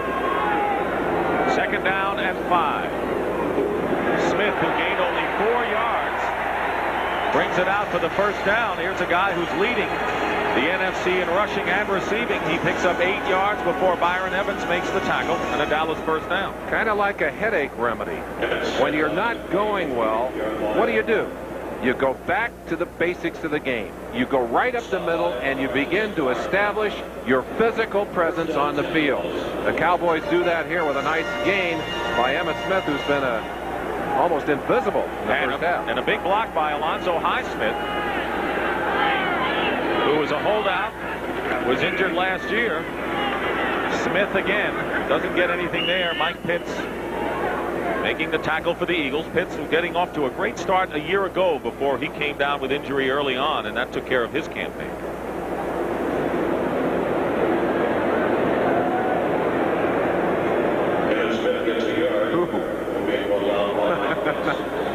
That'll tell you something. 5.1 yards on first down, less than a yard for the Cowboys. 2nd down and 9. William Thomas, rookie, replaces Jesse Small at outside linebacker for Philadelphia. Aikman up the middle and nearly intercepted. Smith was the intended receiver, but defending on the play was Seth Joyner, who already has an interception today. Some of you who watched Jay Novacek last week may wonder where he has been. Here's the tight end right here. Watch him as he heads out on this pass pattern and gets swallowed up on this play. Bang! Right there. Just simply absorbed. No way to go to him. Byron Evans, number 56. picking him up. 3rd down and 9 for the Cowboys. Less than 3 minutes have gone by here in the 3rd quarter. Eagles are rushing a bunch here, and Aikman has to get rid of it in a hurry. Incomplete, intended for Michael Irving. Covering was Eric Allen, and it'll be 4th down, but once again it was pressure by linebackers and backs on Troy Aikman. The offense that Norv Turner brought to this Dallas Cowboy team is a timing offense. Aikman is throwing to a spot on the field, but when the heat is on and when the pressure is on Aikman and when his receivers are being banged around, he can't get that ball thrown accurately to the spot, and that has been the case here today. 4th down, and Mike Saxon will be kicking deep. Rod Harris, good high kick. Harris will call for the fair catch at the 34. Earlier, Harris returned a punt 36 yards, his career best. So the Eagles with the lead and the ball. Dick Stockton and Merlin Olsen here at Texas Stadium, and for many years, in recent years, the Cowboys have not been able to sell out here. But the first 3 games of this season have been sellouts. They have sold out the Redskins, the Eagles, and of course the Giants come in 2 weeks from now. Interesting that 3 NFC Eastern opponents in the first month here at Texas Stadium, which means of course they got to play on the road later on. Well, we talk about the difficulty that Dallas has had winning in the NFC East. Only 2 games in the last 2 years they've been able to win from NFC opponents. First down, Eagles on their 35. James Joseph goes in motion. Keith Sherman. Even though Philadelphia has outrushed Dallas 40-19, the Cowboys have been effective in halting the Philadelphia running attack thus far, but the Eagles have protected McMahon exceptionally well. Well, the Eagles have been able to at least show that they can run the football. The emphasis has been on the passing game, but when they have wanted to, they've been able to show the run. Enough so that the Cowboys have not been able to tee off and go after McMahon. No gain on the play. 2nd down and 10. Russell Maryland ready to storm in if possible. Rod Harris and Barnett are the 2 wide receivers. And there's a hit, but Byers gets the ball and sheds the tackler and is knocked out of bounds. They'll still have long yardage to go for the first down. Isaac Holt defending against Byers. He picked up 2 yards. This offensive line, its first priority of the day, protect Jim McMahon. McMahon has not been sacked today. He's been hit a few times, but that's going to happen. McMahon will take his hits. He just doesn't want to take too many of them. We talked about Heller moving in at that left tackle position. So critical because very often he's out there by himself. He has done a good job today on that position. Ron Salt is out of there, so we've got another replacement in at the right guard position, Dennis McKnight. 3rd down and 8. Barnett in motion. They overload the right side, and we're going to have a penalty. Maybe a free play again. Mickey Schuler makes the catch just shy of midfield. 2 flags are down. It would be a 12-yard pickup with Bill Bates. A couple of veterans against each other, and Schuler shaken up. Bates and Schuler had their helmets hooked together. Finally got on track, but Mickey, who has had some back problems in the past, very slow getting up. Penalty will be against the Cowboys, apparently, and will be declined. And once again, another offensive performer for the Philadelphia Eagles is hurt. You mentioned Salt, the right guard. Thomas Sanders went out early with a twisted knee, and Calvin Williams, x-rays on his shoulder, also out. And now Mickey Schuler. Ron Heller told us, I have to worry about my man. Here he is, and watch how he takes care of Tony Tolbert. Tolbert rushing wide. That's an area that he had problems with early. Watch Heller dive right for the knees and take Tolbert to the ground. Eagles with a first down on their own 49 with 4 minutes gone by here in the 3rd quarter. They send Byers in motion. McMahon looks left and is passed off the fingertips of Barnett.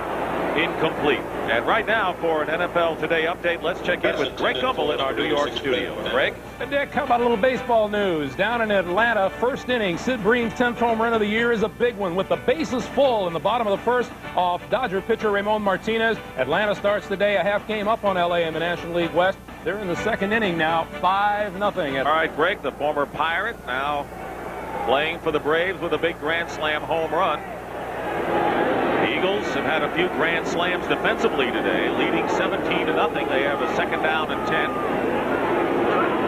And a draw play, and that will go nowhere. Stopped in his tracks was Keith Sherman. Jimmy Jones right there. Loss of 4 yards. Will be 3rd and long upcoming for the Eagles. Dick, I talked earlier about field position, that this game is so difficult when you start backed up against your own goal line, and that's been the case for Dallas all day. Philadelphia, on the other hand, has started with the average field position on their 47-yard line. Dallas has started on their own 22 for an average possession. That means that Dallas has got to get 2.5 first downs before they're even up to where Philadelphia started their drive. Working on Mickey Schuler's hand on the sidelines. Meanwhile, 3rd down and 14. McMahon operating out of the shotgun.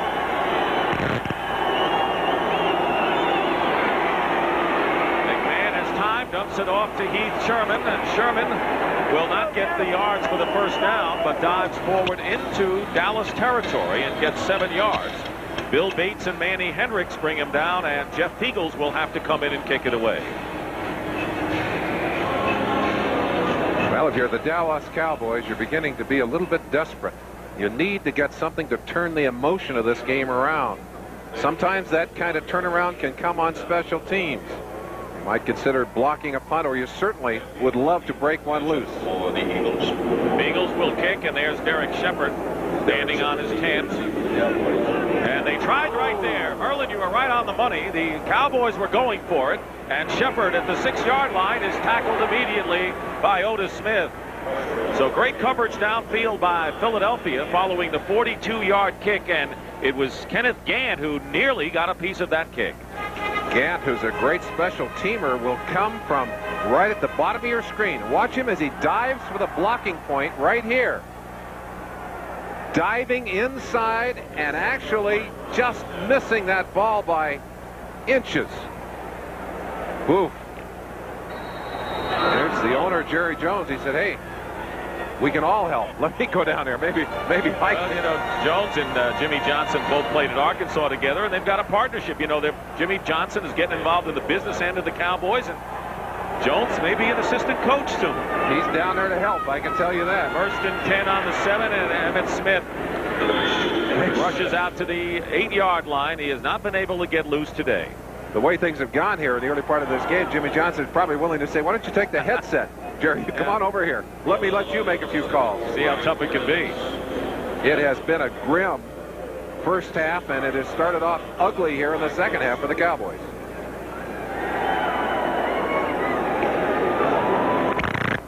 Second down and 8.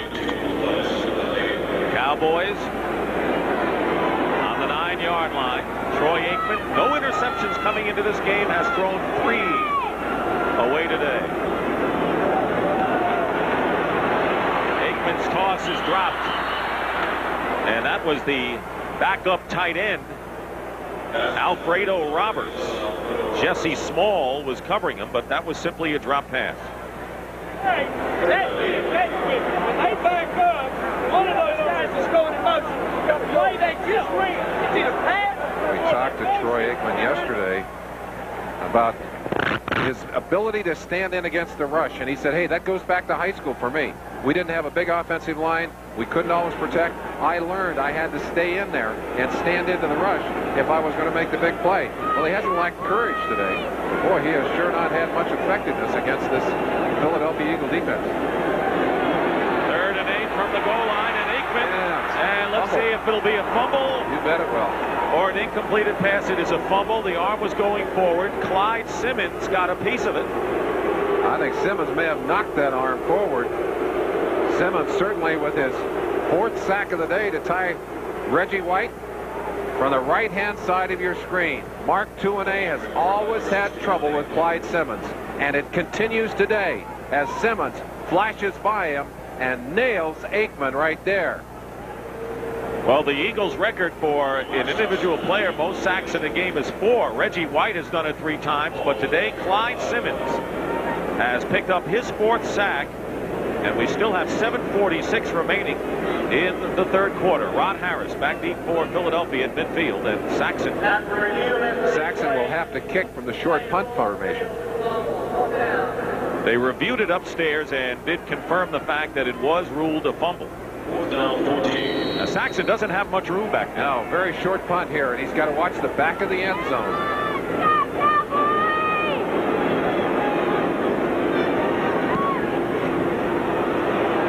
And Harris will get it at the Cowboy 42. And the former Cowboy is stopped at the 34-yard line by Godfrey Miles. Clyde Simmons, the leader of the pack for the Philadelphia Eagles today, the leader of a 7-sack pack. Sunday, it's an exciting NFL doubleheader on CBS. Game 1 features an interconference matchup between the undefeated Redskins and the Cincinnati Bengals. Joe Gibbs has the Skins off to a flying start. High-powered offense averaging 38 points a game. Mark Rippon to Ricky Sanders and the rest of the Redskins posse. And it all starts with the NFL today. On first down, James Joseph, the Auburn rookie and the top rusher in preseason for Philadelphia, carries the ball for a couple, and Jack Del Rio is there to bring him down.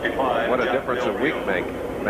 Richie Kotite talking to us about his offensive backs. He said the only one that didn't fumble last week was James Joseph. Well, those backs have been very sure-handed today and have merely added to the very positive mix of good running plays and excellent passes from McMahon. McMahon has thrown the ball high a few times today, but when he's had to be on target, he's been on target.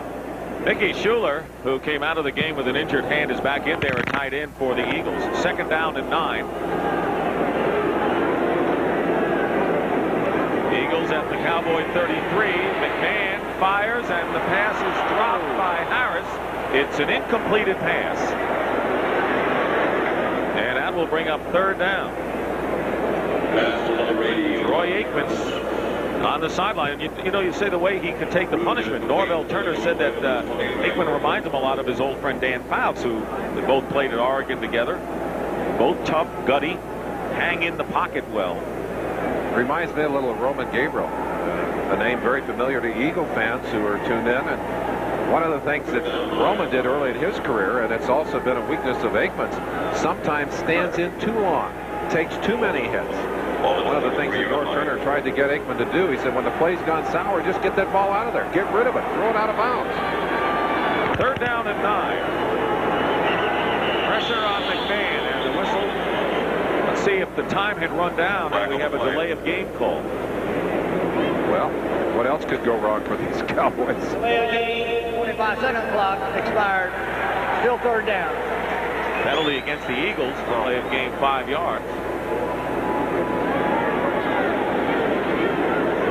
Third down and 14. There's the penalty story today. Last week, the Eagles were penalized 11 times. In fact, second most penalized team to the Saints coming into this one today.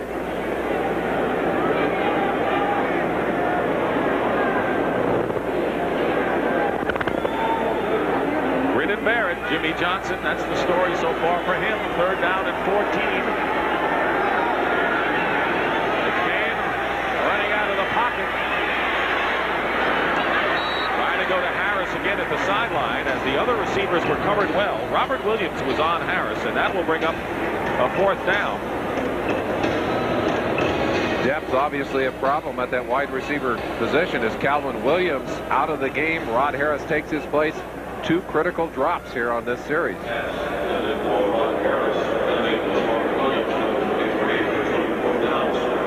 Roger Ruzek, who had kicked a 42-yard field goal earlier, will try one from 55 yards with Jeff Eagles holding. A 55-yard attempt for Ruzek, who is yet to miss this year. A boomer.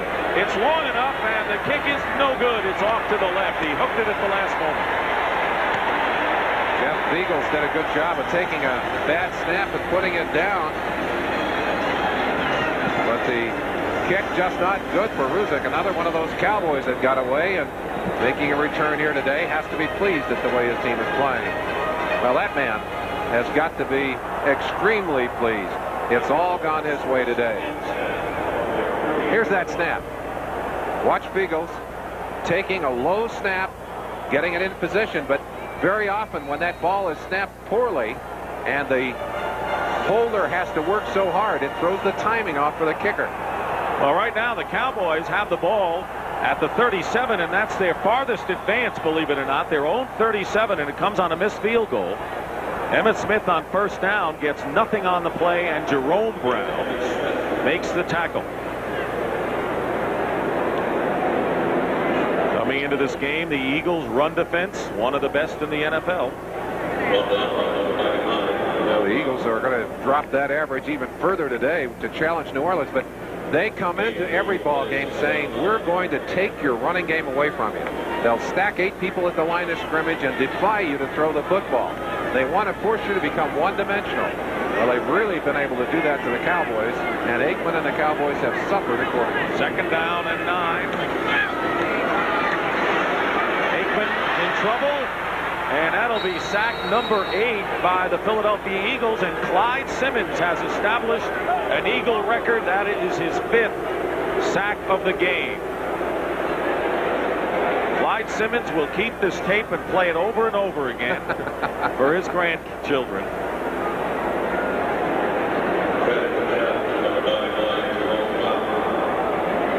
A chance to watch Clyde Simmons here as he just gets around and blows to the inside, lined up very tight here, just around on 2-A, throws him outside, and then goes right back underneath.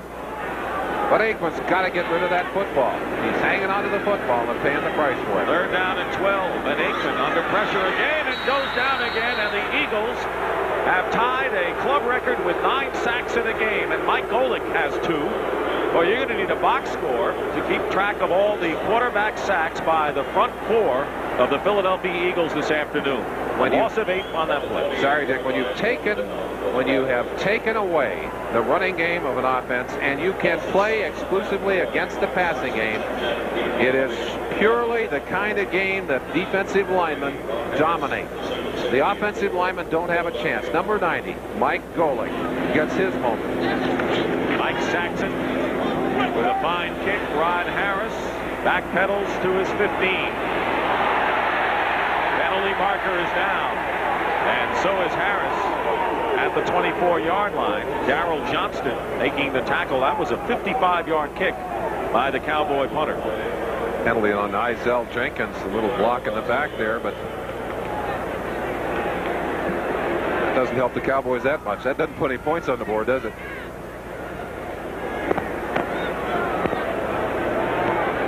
Illegal block from behind. Number 46 on the return.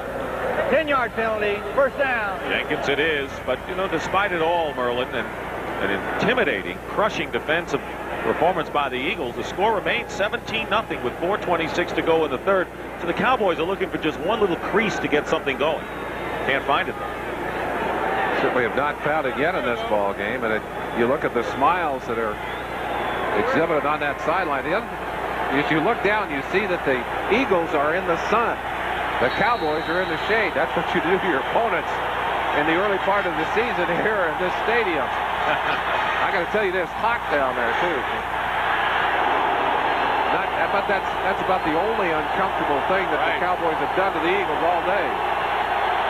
Crowd trying to spur this team on as the Eagles start from the 9 and are still at the 9-yard line. Joseph carries, and he is hit immediately by Jimmy Jones. So the crowd doesn't cease, and the players urge them on.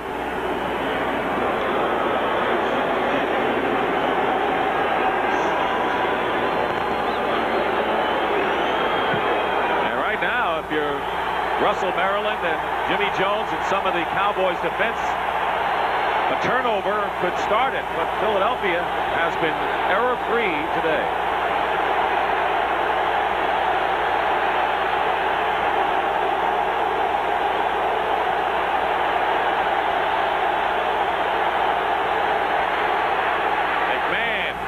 Going up top, there was contact downfield, but it's incidental with Barnett and Hendricks. Right now, for an NFL Today update, let's check in again with Greg Gumbel. Greg? Rodney Hampton's first game back.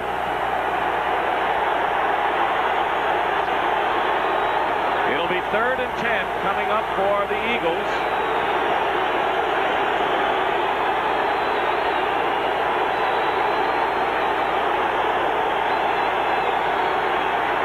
And Jim McMahon wants a timeout. Philadelphia will call its first timeout of the second half.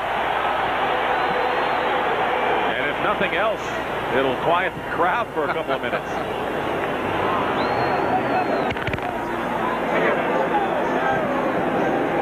Series coming soon. 17-0. The Eagles call the timeout. It'll be 3rd down and 10. There's a Cowboy who's seen good days and bad days. Would love to make a big play right here. Billy Bates. He's been a big play man down through the years. Inside handoff to Joseph. And it'll be 4th down as Ray Horton makes the tackle. All they wanted to do was give their kicker, Jeff Beagle, some room to be able to kick this one away. Well, and for the second time in a row, the Cowboys will get some field position, something that they have not had all day long. And this crowd asserting itself, say they're getting involved. Well, the Cowboys now have to get involved. Eric Shepard to return. Beagles gets off a beauty. Shepard falls down, and the ball takes a big Philadelphia bounce, and nothing goes right for the Dallas Cowboys today. The ball will die inside the 10. As Shepard lost his footing, and forget about good field position, it's bad field position. Torrential rain last night left this surface slick. And even though we've got a hot, sunny day, there's still moisture in the turf. Watch this as Shepard sets his feet to take the fair catch. He's lucky that ball didn't touch him, or it would have been Eagles' ball. A 77-yard kick by the time it stopped bouncing inside the 10. When it goes wrong. Oh, boy. Wow. Remember a couple of years ago, Randall Cunningham kicked a 92-yard punt against the Giants? 2:44 remaining in the 3rd quarter. 1st and 10. On the 10, the give is to Smith.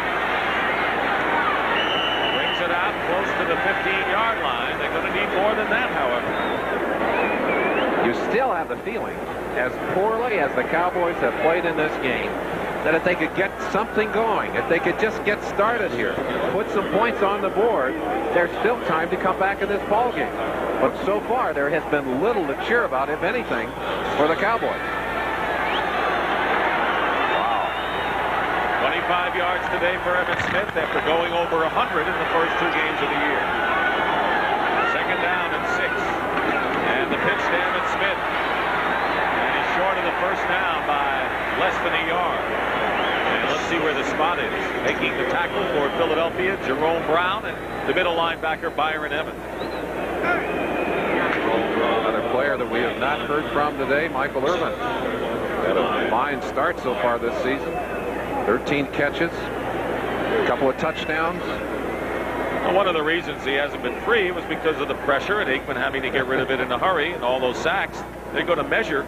Kind of hard to throw when you're on your back, right, isn't it? By the way, we wanted the official scoring. Clyde Simmons has 4.5 sacks. They gave Jerome Brown and Simmons a half a sack on a previous play. So Simmons is 4.5, Brown 2.5. That's still a record. Yeah, Golick 2. And no, I don't think it's over yet. You know, when it's over, you're going to have well, it's not over yet. Eventually, these Cowboys are going to have to throw the ball again, and the way it's been going today, there are going to be some more sacks and probably a new Eagle record set. 3rd down and 1 coming up for Dallas. Boy, the Eagles coming out ferocious after the loss to the Cardinals last week. 3rd down and 1, and they pack the line. First down, Emmitt Smith dives beyond the 20. Reggie White on the tackle. Cowboys don't have many first downs in this game. You know, Dick, there's more at stake here than just this ball game. When you're embarrassed, as the Cowboys have been throughout this ball game, everyone watching the game and everyone who sees the tapes of that game will begin to try and pick out the things that your opponent did to you that were effective. This is not the kind of tape the Cowboys want to have circulated around the league. That was their 4th first down of this game, and they have a first down now. Aikman, and they're pushing the line into his face again. And the pass incomplete, penalty marker down, and we may have a roughing the passer here. I'm not sure. I know he got hit in the face. Someone hit Aikman in the face. Roughing the passer, number 59 of the defense. And it's Seth Joyner, the linebacker. Joyner will come up inside. You see him right there, and the hands go to the face. There's no question for the officials. Not a matter of timing. You put those hands to the face, they're going to throw that yellow flag on you, and that's, well, I don't know. Aikman's the kind of quarterback who will probably take that shot for the 10 yards. As desperate as his team is right now, at least now they're outside the 35-yard line. This is a long drive for the Cowboys today. They've moved the ball almost 20 yards. That's the 7th penalty for the Eagles for 70 yards. Aikman completes to Novacek. Flag is down, and Novacek close to a first down if that penalty is against the Eagles at a gain of 9 yards. Andre Waters, the strong safety, covering on the play. Offensive interference, number 84. Yeah, well, it figures, doesn't it? Push off against Novacek. Novacek working initially against Seth Joyner, and we talked about how tough he is in coverage. And Novacek pushing to get a little bit of an advantage to get away from Joyner, called for offensive interference. I still think that the telling play in this game for the Cowboys is when they had the ball, perhaps in best field position, and a punt. Derek Shepard slips and the ball goes inside the 10-yard line for 77 yards. It tells you about their game, just as the last play of last game for the Eagles talked about their game. Right. Fumbling into the opponent's end zone at the end of a ball game. So it's first down and 20, and on the draw play, Emmitt Smith will get about 3.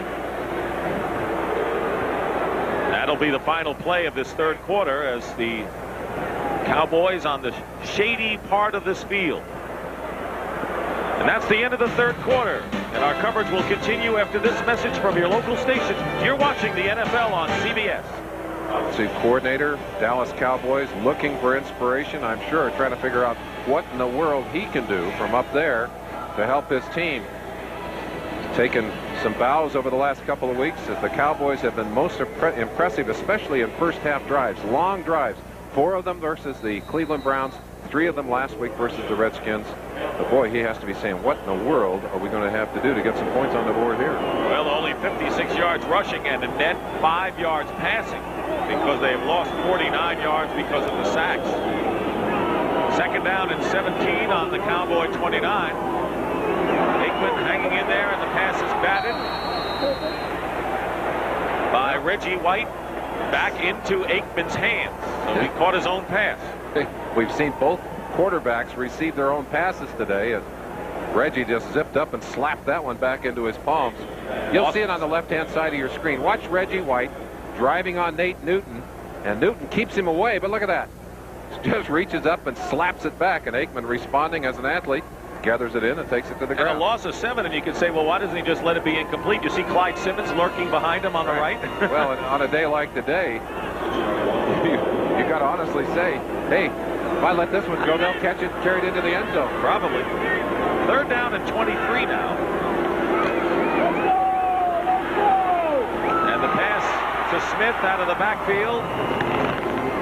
He came into the game as the leading receiver in the NFC, and he picks up 12 yards right there. Wes Hopkins making the tackle.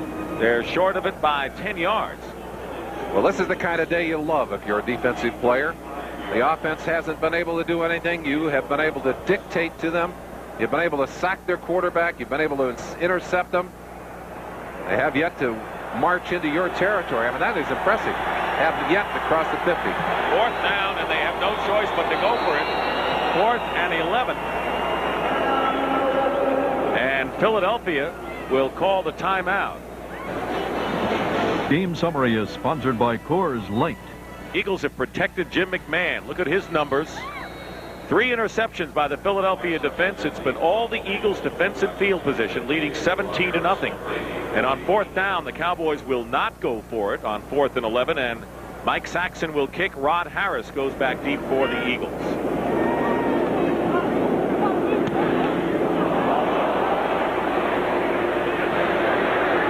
And Harris fields it and loses possession, and Dallas picks it up inside the 5.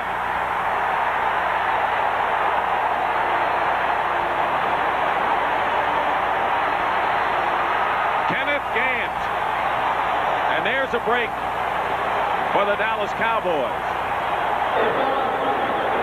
Watch that ball bounce, and Gant right there to strip it away and then scoop it up and make his way down to about the 3-yard line. Outstanding play by Kenneth Gant. He was the man that almost blocked the punt just moments ago on special teams, and you're not going to get that football back. An opportunity for the Dallas Cowboys that they must take advantage of if they're going to climb back into this game. He doesn't want to give up that football. I don't blame him. Well, they're going to mark that ball down on the 11-yard line. You can't advance them up. It's on the 11-yard line. Johnston goes out wide, and the handoff is to Smith. And he gets to the 10-yard line, a gain of 1. And you know, the Philadelphia Eagles with a 17-0 lead, they want to preserve a shutout if they can. Mike Pitts is in on the tackle. It'll bring up 2nd down. Just for those of you who are wondering why it's on the 11 instead of down inside the 5, they ruled that the receiver did not have possession of that football. And when it bounced away, it was a muffed football and therefore could not be advanced. Giants have taken the lead over the Bears. The Vikings still lead the 49ers. 2nd down and 9 for the Cowboys. First real test for this Eagles defense all day. And here comes a pass, and Reggie White came in unmolested. No one picked him up, and that is the 10th sack of the game by the Eagles, and a loss of 9 back to the 20. And Reggie White with his first sack, a new Philadelphia record of 10. Number 92, Reggie White, and watch him. Not fooled at all by the play action. He's going to fly right around Nate Newton. Watch him right here. Aikman thinking he could get that quick roll, a little bootleg against the grain, but Reggie, anticipating a trick play, came upfield very quickly and celebrates the sack. 10 sacks and losses of 58 yards today. Tremendous frontline effort. It's 3rd down and 18. And a fumble. Philadelphia has it. They try to lateral it. It's going to be Eagles' ball. We'll find out whether it's a forward lateral. It was not. Clyde Simmons. It was Mike Pitts who made the hit. Reggie White recovered it, and he lateraled it to Clyde Simmons, and the Eagles will have it at the 43-yard line. And the disaster continues for the Cowboys and Aikman. A shot in the back, the ball rolls free, and of course, you got a green jersey on top of it. The lateral even picks up a few extra yards. And an opportunity to turn this game around. A first down on the 11-yard line.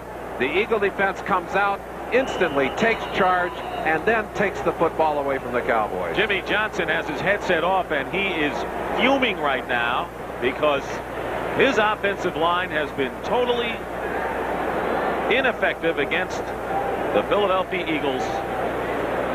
11 quarterback sacks, a new Eagles record. I guess ineffective was fine when it was 5 sacks. Now it's 11. They are monsters. I wonder what they're discussing on the field. On the 33-yard line, we will penalize 5 yards. Here.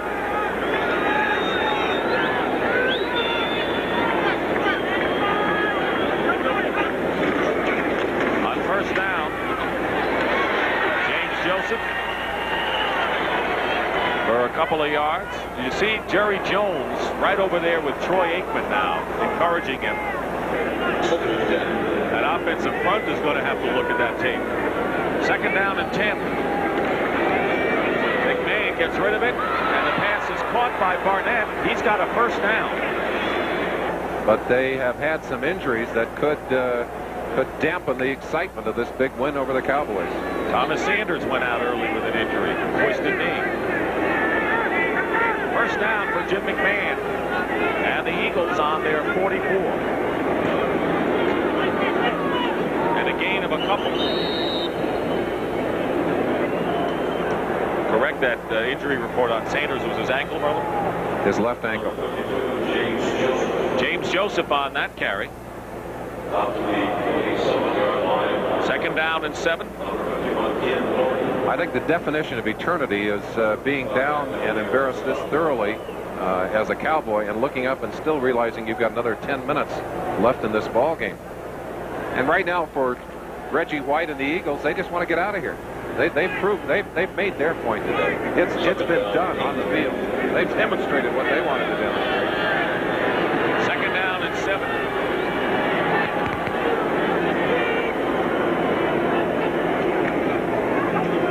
Joseph trying to go outside. And Vincent Smith, they're making the tackle. Pickup of only a yard. These are the numbers when they look at the stats and the tapes. The sacks today, 11 in all, led by Clyde Simmons with a club record 4.5 sacks in one game.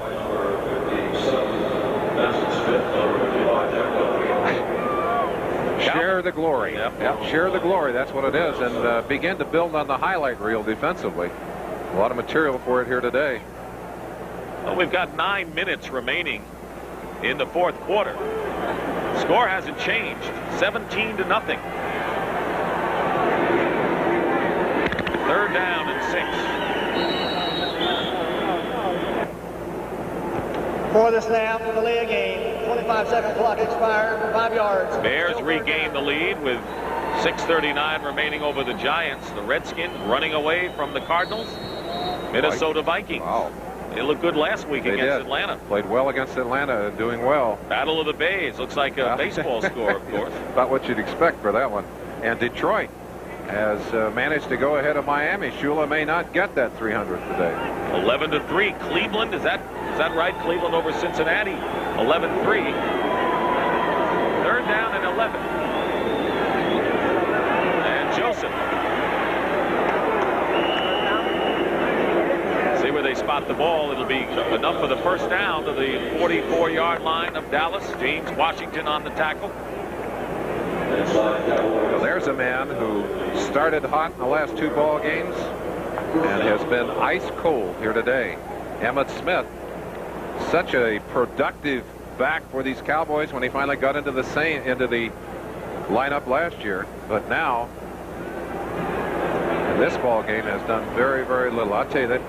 And pain for all of these men. They're proud. They're professionals. And outplayed. They are disappointed. Yeah. Boy, have they ever. Joseph, the Auburn rookie, getting a chance to show his skills. Gets into the 39-yard line. Gain of 6 yards. Right now, let's check in with Greg Gumbel in New York. Greg, full of surprises around the league as we wind down to 7 minutes remaining in the fourth quarter. Second down and 5.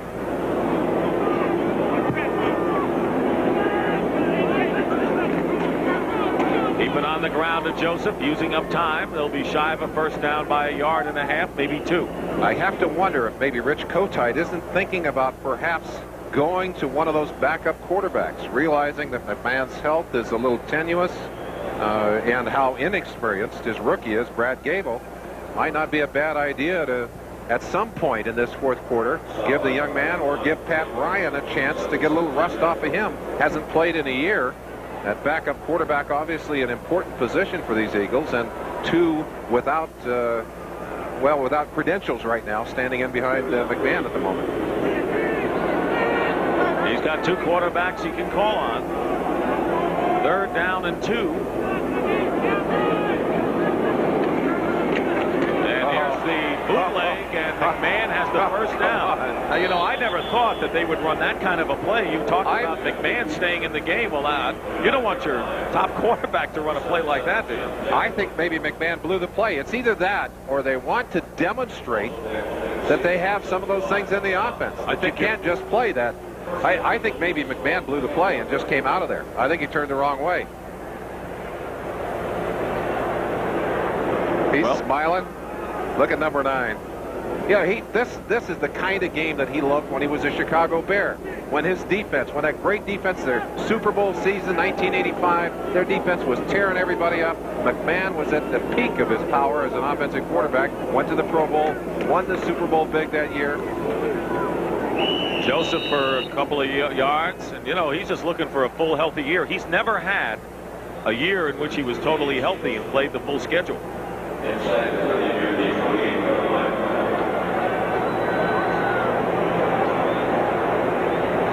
This game is presented by authority of the National Football League, and the CBS telecast is intended for the private use of our audience. Any rebroadcast or other use of this telecast without the express written consent of CBS, the Dallas Cowboys, the Philadelphia Eagles, and the National Football League is prohibited. The Cowboys have gained more yards from officials on the Eagle penalties, 75, than from their own offense today. That's not a pretty number. Neither is that a pretty penalty. 5 yards. Cowboys are offside. Well, Jimmy, what kind of speech do you make to this team? Boy, I tell you, I don't know what you could say. He's starting to make it now. There's not a heck of a lot to be gained from even looking at these tapes of this game. It's been that ugly. But with a young club, maybe you do, and I'm sure you do. I'm sure they will. I'm sure they will. Look at that total offense. You know, I guess the only plus that I can think of in this situation, one of the only ones, they don't have to get on a plane and go anywhere. They can get out of here after this game and go home. Like many of the fans have already done. 2nd down and 4. Let's let the officials Ball start speak. before the snap. Left guard pulled up, 5 yards. Still 2nd down. 9. Bruce Colley was the guard who was guilty of the false start. Here comes the blitz. McMahon going on a fade, and the pass, and there'll be a penalty. Pass interference against Manny Hendricks, and Fred Barnett was ready to make the catch. He's already caught 1 touchdown pass and another one for a big 44-yard play, and Hendricks will be guilty of the call. You see Hendricks, number 45, right there with the bump clearly ahead of the ball. As if the Eagles needed help. They get it here. There's the other shot. You see him on the back. Clearly beaten by Barnett. A fine young receiver. Runs excellent patterns. And that ball extremely well thrown. McMahon has thrown the deep ball much better than we thought he could here today. 4:24 remaining. 7 catches for 111 yards and a touchdown today for Fred Barnett. Heath Sherman and James Joseph are the running backs, and the pitch is to Heath Sherman. Gives ground and is stopped back at the 6-yard line. Jimmy Jones. Merlin, you made a good point. You have seen bigger routes than this one. This is just 17-0, but never have you seen perhaps as decisive a defensive manhandling as we've had by the Eagles today. Well, the score doesn't always dictate what has happened on the field. And very often you see a very lopsided game because people are playing catch-up and they make a lot of mistakes. Points go on the board. But this game has been so one-sided that you can't. The only positive thing that I could see for the Dallas Cowboys, they made 1 big play on special teams. I mean, aside from that, it would be hard for me to point to anything to make those coaches smile on the far sideline. 2nd and goal on the 6. McMahon. Pass caught. And Byers, does he get in? Yes, touchdown, Philadelphia. That was sheer strength on the part of Keith Byers, and a touchdown for him. This play, just a tremendous effort. He's hit, it's almost the 3-yard line. Carries Gant right into the end zone. Now in favor of the Philadelphia Eagles. And now it's 24 with 3:31 to go. The Cowboys offense has not crossed midfield today on their own initiative. Something you rarely see in the National Football League. I wonder if Phoenix has done it against the Washington Redskins with that big lead. 49ers coming back, as are the Buccaneers. Kickoff by Ruzek, and it's James Dixon on the 3. with another outstanding return. He has been one of the bright spots. Roger Ruzek, the kicker, Dixon. The 10 for the Cowboys on the 42. Troy Aikman still in there fighting. Completes the pass to Michael Irving. And right on him was Eric Allen. Were ripped. 6 turnovers. 10 penalties. And many felt they simply gave the game away. In fact, these Eagles felt they gave a game away to Phoenix. 2nd down and 6. Aikman with a penalty marker down. Dumps it off to the tight end, Novacek. He'll have the first down if that flag is against Philadelphia. Isel Jenkins on the stop. But the Cowboys are guilty of holding. Jim McMahon responding to last week's debacle against the Cardinals. Job of protecting McMahon here today. They've kind of put themselves back in the positive spotlight. On 2nd and 16, Kelvin Martin with a good run, and after the catch, a gain of 24 yards. Ben Smith making the stop to the 40-yard line of the Eagles. Well, you can cut the tape off at this point in the ball game. Keith Byers getting some of that protection for that thumb on those huge hands. Boy, he does have big hands. Keith Jackson. They've earned a rest. Earned an opportunity to smile on that sideline. Dallas moving the ball a bit here, but the Eagles content to look at the scoreboard and say, we'll give you a few yards. We'll trade it for time. Winding down to the 2-minute clock. Stadium in a moment. Numbers. McMahon, 2 touchdowns, no sacks, 207 yards. Aikman sacked 11 times. 2nd down and 2. On the Eagles 32-yard line, and the pass up the middle, jump ball, and it's caught by Novacek. And a first down for the Cowboys on the Eagle 21, and covering was Andre Waters. In this new Cowboy have not passed. Now there's a little bit of a flow there. Kelvin Martin with Isel Jenkins on his back. They get inside the 15-yard line, about 2 yards shy of a first down. Isel Jenkins coming up. There's a fade pattern, and they would love to put that 0 on the board. Watch number 26, Ben Smith, timing his jump, the hand right up into the ball and between the arms of Alexander Wright. Smith was burned last week by the Cardinals. He made the good play. Aikman flips it out to Highsmith, or Tommy Agee, that frustration bowl, if there was one. First and goal for the Cowboys on the 8-yard line. And there goes another fade pattern to right, and the pass nearly intercepted by Eric Allen. 2nd down. Aikman's pass off of Novacek, or Agee again. Said now, kick some sand in my face now. Well, the Eagles did it. The Eagles did it today. I never liked it. They probably felt the same way it did before, too. Pass is tipped. At the 8. Last shot for the Cowboys to get some points. And Aikman's pass is knocked away by Ben Smith, who comes up limping a bit. Alvin, 12-year veteran, former Jet. The Bears defeated the Giants, who lost for the 2nd time. And Cowboys and the Eagles will meet again in the 2nd to last game of the season. On the Eagles' turf that time. I guess the thing that would embarrass you even more than the score and the way this game was played, if you're a Cowboy, is that you played it at home. Philadelphia defense. Simply the story. Fred Barnett caught a touchdown pass. Robert Drummond had a score, and so did Keith Byers. As the seconds tick off. And that'll do it. Either Jimmy Johnson, head for the wall. So for Merlin Olsen, this is Dick Stockton saying so long from Texas Stadium. 24-0 the final. Stay tuned for the NFL Today postgame show as Greg and Terry will update you on all the scores and highlights. You're watching CBS Sports coverage of the National Football League. Happy birthday, Merlin. Welcome back, everyone. Greg Gumbel along with Terry Bradshaw. We'll bring you up to date with all the highlights coming up. But right now, let's briefly run through the scoreboard for you. The Phoenix Cardinals came crashing down to earth today. After a 2-0 start, they went into RFK Stadium looking to break a 12-game losing streak at the hands of the Redskins in RFK Stadium. They didn't do it. 34-0. The Redskins win it to go 3-0, while the Cardinals suffer their first loss of the season.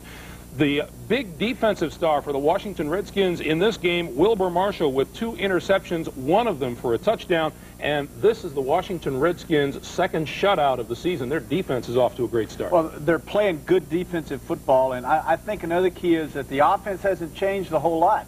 It's good, solid running with Byers. It's play action with Rippon. And the big thing I was really concerned with, if you think about the Redskins, if you get a consistent performance from Rippon at quarterback. In other words, he doesn't start forcing the football in there. The Redskins are a team, you've said it off camera and a few others, that possibly this is a team that could be in the Super Bowl. Too early to tell, but they're looking awfully good now. Pretty convincing win at home today over Phoenix by a score of 34-0. As we were just talking about a little while ago at Soldier Field in Chicago, the Bears win their 3rd straight this year. They beat the Giants by a score of 20-17. First time since 1987 that the Giants have had a record under the 500 mark.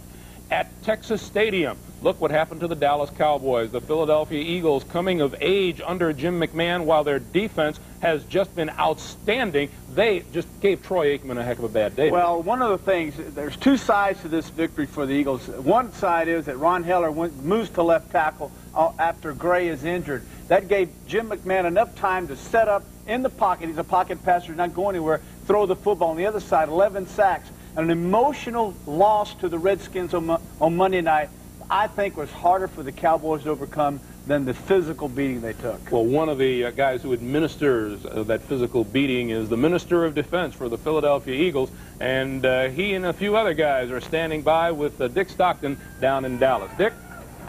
All right, Greg, and you're looking at a triumvirate that established 11 quarterback sacks. 3 out of the 4, Clyde, Simmons, Jerome Brown. In the middle is Reggie White. In fact, Clyde had 4.5 today, and that's a new Eagle record, breaking your record, Reggie. Yeah, he did it. Him and Jerome, I tell you what, they did a great job. They played some great football. What about the inspired defensive effort? This was about as decisive as you could ever see. Well, yeah, it was. You know, we got kind of stifled there last week, and a lot of people started losing confidence in it, but we knew what we could do.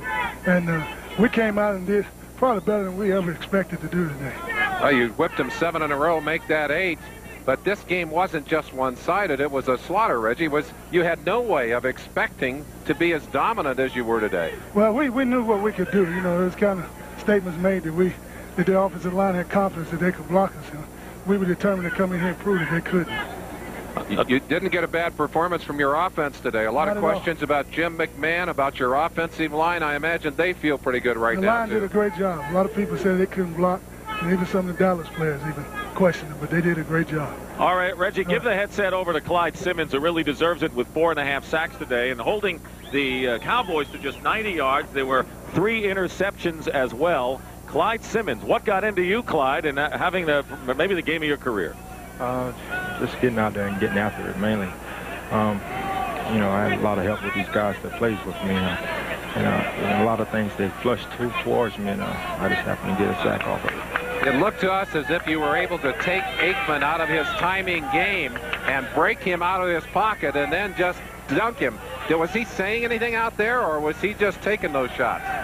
Troy's a tough quarterback, and he deserves a lot more credit than he gets.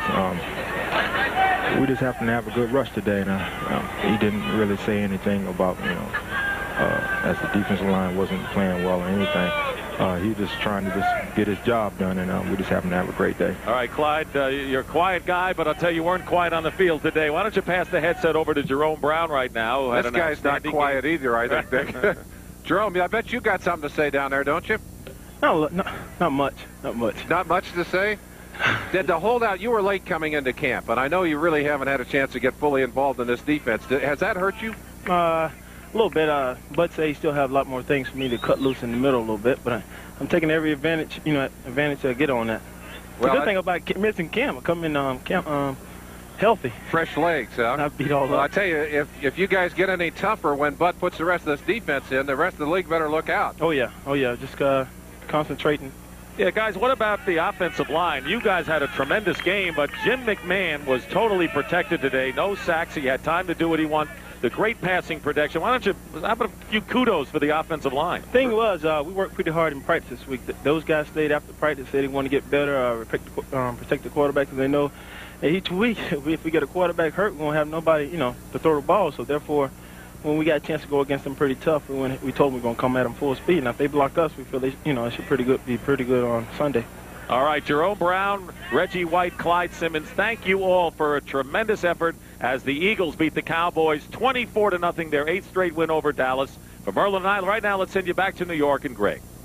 Dick, Merlin, thank you very much. The very scary thing about those defensive linemen is they all speak very softly, but I'll bet you Troy Aikman knows every one of those voices. Man, you talk about sore. Can you imagine having 290 pounds pound on you for about 3 hours and 15 minutes, and 11 times you get banged into the turf? You want to know how effective that defense was? Troy Aikman and the Dallas Cowboys managed just 99 yards of total offense all day today, 24-0, the Eagles over the Cowboys. San Francisco at Minnesota. Talk about a big game for the Vikings. They go home for their home opener this season. They're expected to challenge the Bears in the NFC Central. They come up with a victory over the 49ers to move their record to 2-1, 17-14, despite 2 Steve Young to Jerry Rice touchdown passes for the 49ers. They get a touchdown from Herschel Walker, Wade Wilson, a 46-yard touchdown pass to Anthony Carter, and a field goal, and that's the difference, 17-14 over the Niners. Tampa Bay and Green Bay are down to the 2-minute mark in Lambeau Field, and this is a tight one. Tampa Bay took a 13-5 lead on a Vinny Testaverde to Willie Drury 87-yard touchdown pass, but the Packers have just come back. Don Majkowski to Vince Workman for 7 yards, and with 2 minutes to play now in Green Bay, the Bucs lead the Packers by a score of 13-12. Miami and Don Shula went into the Silverdome in Detroit looking for win number 300 for their head coach. They didn't get it. The Detroit Lions won it by a score of 17-13. Rodney Peete had a good day. Barry Sanders had a great day. 143 yards for Barry Sanders. And you've got to figure that the Lions learned their lesson last year. And once they get Barry Sanders into the offense, it's a pretty good offense. Yeah, two things stand out here. Number one, it seems like when everyone tries to fire Lynn Fonte as the coach of the Lions, it seems like the Lions respond and come back into play. Good defense. 2 weeks in a row now, Rodney Peete has just played really super quarterback. On the other side of the ball, it's like Shula would probably like to say, let's hurry up and get this win so we can get it off our players' mind, because right now, the Dolphins, the last 2 weeks, have not played the kind of football I know Coach Shula would like to see them play. I think we'll see Wayne Fontes listing a little, maybe planting one of those rumors every week just to get his team fired up. I don't know, it could be. The Lions win it today by a score of 17-13. Cincinnati and Cleveland, low-scoring game taking place at Cleveland. They're in the fourth quarter, and the Bengals lead it by a score of 13-11. And New England and Pittsburgh, the final from Three River Stadium, the Steelers beat the New England Patriots by a score of 20-6. And we will have all the highlights coming your way as the post-game show continues here on the NFL Today in just Boys and Aikman, a shot in the back, the ball rolls free, and of course, you got a green jersey on top of it. The lateral even picks up a few extra yards. And an opportunity to turn this game around. A first down. It was a bowl game. Nah, not the Bounty Bowl, Pork Chop Bowl, the Snow Bowl. This was the Aching Bowl. Troy Aikman, the quarterback of the Dallas Cowboys in the sack of 1991, the sack of Texas Stadium. An awesome display. 99 total yards for the Cowboys. That is a record for futility. Fewest ever for that franchise. 11 sacks for the team. Eagles record. 4.5 sacks. We'll get to that in a moment. But the whole thing was 24-0, and the Eagles just completely dominated the Dallas Cowboys, who almost pulled out that win on Monday night against the Washington Redskins. Hello there, everybody. This is Al Meltzer. I'm here, and Ron Burke is in Texas Stadium. Ron? Hey, Al, we're live here at Texas Stadium where the Eagles have completed the domination, and we did not see the Dallas Cowboys team that showed up last week against the Washington Redskins. Yes, the same players, the same stadium, but the outcome was very different because the Eagles stepped right in here and defensively made a statement early, and this week the offense and defense were in sync, and of course the result being a 24-0 result. Let's bring in Eagles safety Rich Miano in the starting lineup today. And Rich, the 2 picks you got, a result of just the bull rush or coverage sack? The combination of both. We had great coverage all game, but with 11 sacks, the pressure was unbelievable. And when you have a defensive line that's coming off like ours was today, makes it a lot easier for us. But we had good coverage all around, or else you wouldn't see that kind of domination that you've seen today. It would seem to me the way Troy Aikman was under such fire that it would allow you defensive backs to take more chances back there and freelance some. Yeah, definitely. When you have a pass rush like that, he's not able to lick you off, so therefore you know that you only have to hold the coverage so long, and as soon as he looks to somebody, you got to start going that way, and he's not going to be able to lick you off. So whenever you have a pass rush like that, it makes it easier to play back there. Must have been a perfect game plan, because it even looked like you knew what they were going to do before they knew what they were going to do, and it worked so well. Yeah, I think we prepared well, and I think that this defense can, be as good as we want to be. I think last week we had a couple breakdowns, but other than that, there's no team that I think has physically dominated us, and we have such good people on defense. Hopefully we can continue this throughout the rest of the year. How excited does the defense get throughout the course of a game when you see their quarterback constantly drop back, constantly get a rush, and constantly hit the turf hard? Oh, playing back there, when you know they have to pass, when you get ahead like we did on offense and stuff, and knowing that they don't have much time, you want to get back, you want to get in there and make interceptions, you want to get in there and make sacks, and they don't have many options once we get ahead like that on offense. Well, Rich, thanks so much. We wish you the best, and again, another great effort today. Thank you. All right, Eagles safety Rich Miano. Al, we'll be back with more from the members of the Eagles defense, maybe even some offensive guys thrown in. Back to you. More. There were 3 interceptions, a fumble recovery along with all of the sacks. Clyde Simmons with a record day. And for the rest of you, I know what you want, and we're going to give it to you. More highlights coming on. And set up what was going to be the first score of the game. Right here. He knew what he needed, and he got it. And it kept the drive alive. And now McMahon to Freddie Barnett, 11 yards, and the Birds are on the board, 7-0. Now Harris punt. Harris returns this punt. Coming up, and will set up a field goal from 36 yards, and the Eagles at a 10-0 lead. And then the beginning of the sack of Texas Stadium. Here's Jerome Brown, who had 2 1/2 sacks today. Aikman had a long day. Intercepted, one of the 2 here by Rich Miano. 3 interceptions and a fumble recovery as well as the sack, and a heck of a lot of hurry. But there's a negative to this. Thomas Sanders, one of the injuries, we'll get with the other ones. He's got an ankle, will be out for a while. Now, Aikman intercepted by Seth Joyner, who had one last week. Turnover. Calvin Williams, and this is the other negative. Complete, but he's out. Shoulder, 8 weeks is the prognosis. And then Aikman intercepted again by Rich Miano. They could do nothing. They didn't get past midfield except for a muff and that drive late in the ball game. They have 39 yards total rushing before the end of the game. They end up with 99. McMahon to Barnett, 44 yards. Yeah, that's a real fan at Texas Stadium, which would set up another touchdown. Barnett will not have his companion now for the next 8 weeks. I wonder what the coach is going to do about that. We'll see. It set up a Robert Drummond 1-yard touchdown, 17-0 halftime. Also at the end of 3 quarters.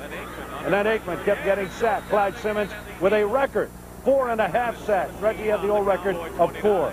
Aikman passes batted up into the air by Reggie White, who had a couple of knockdowns today.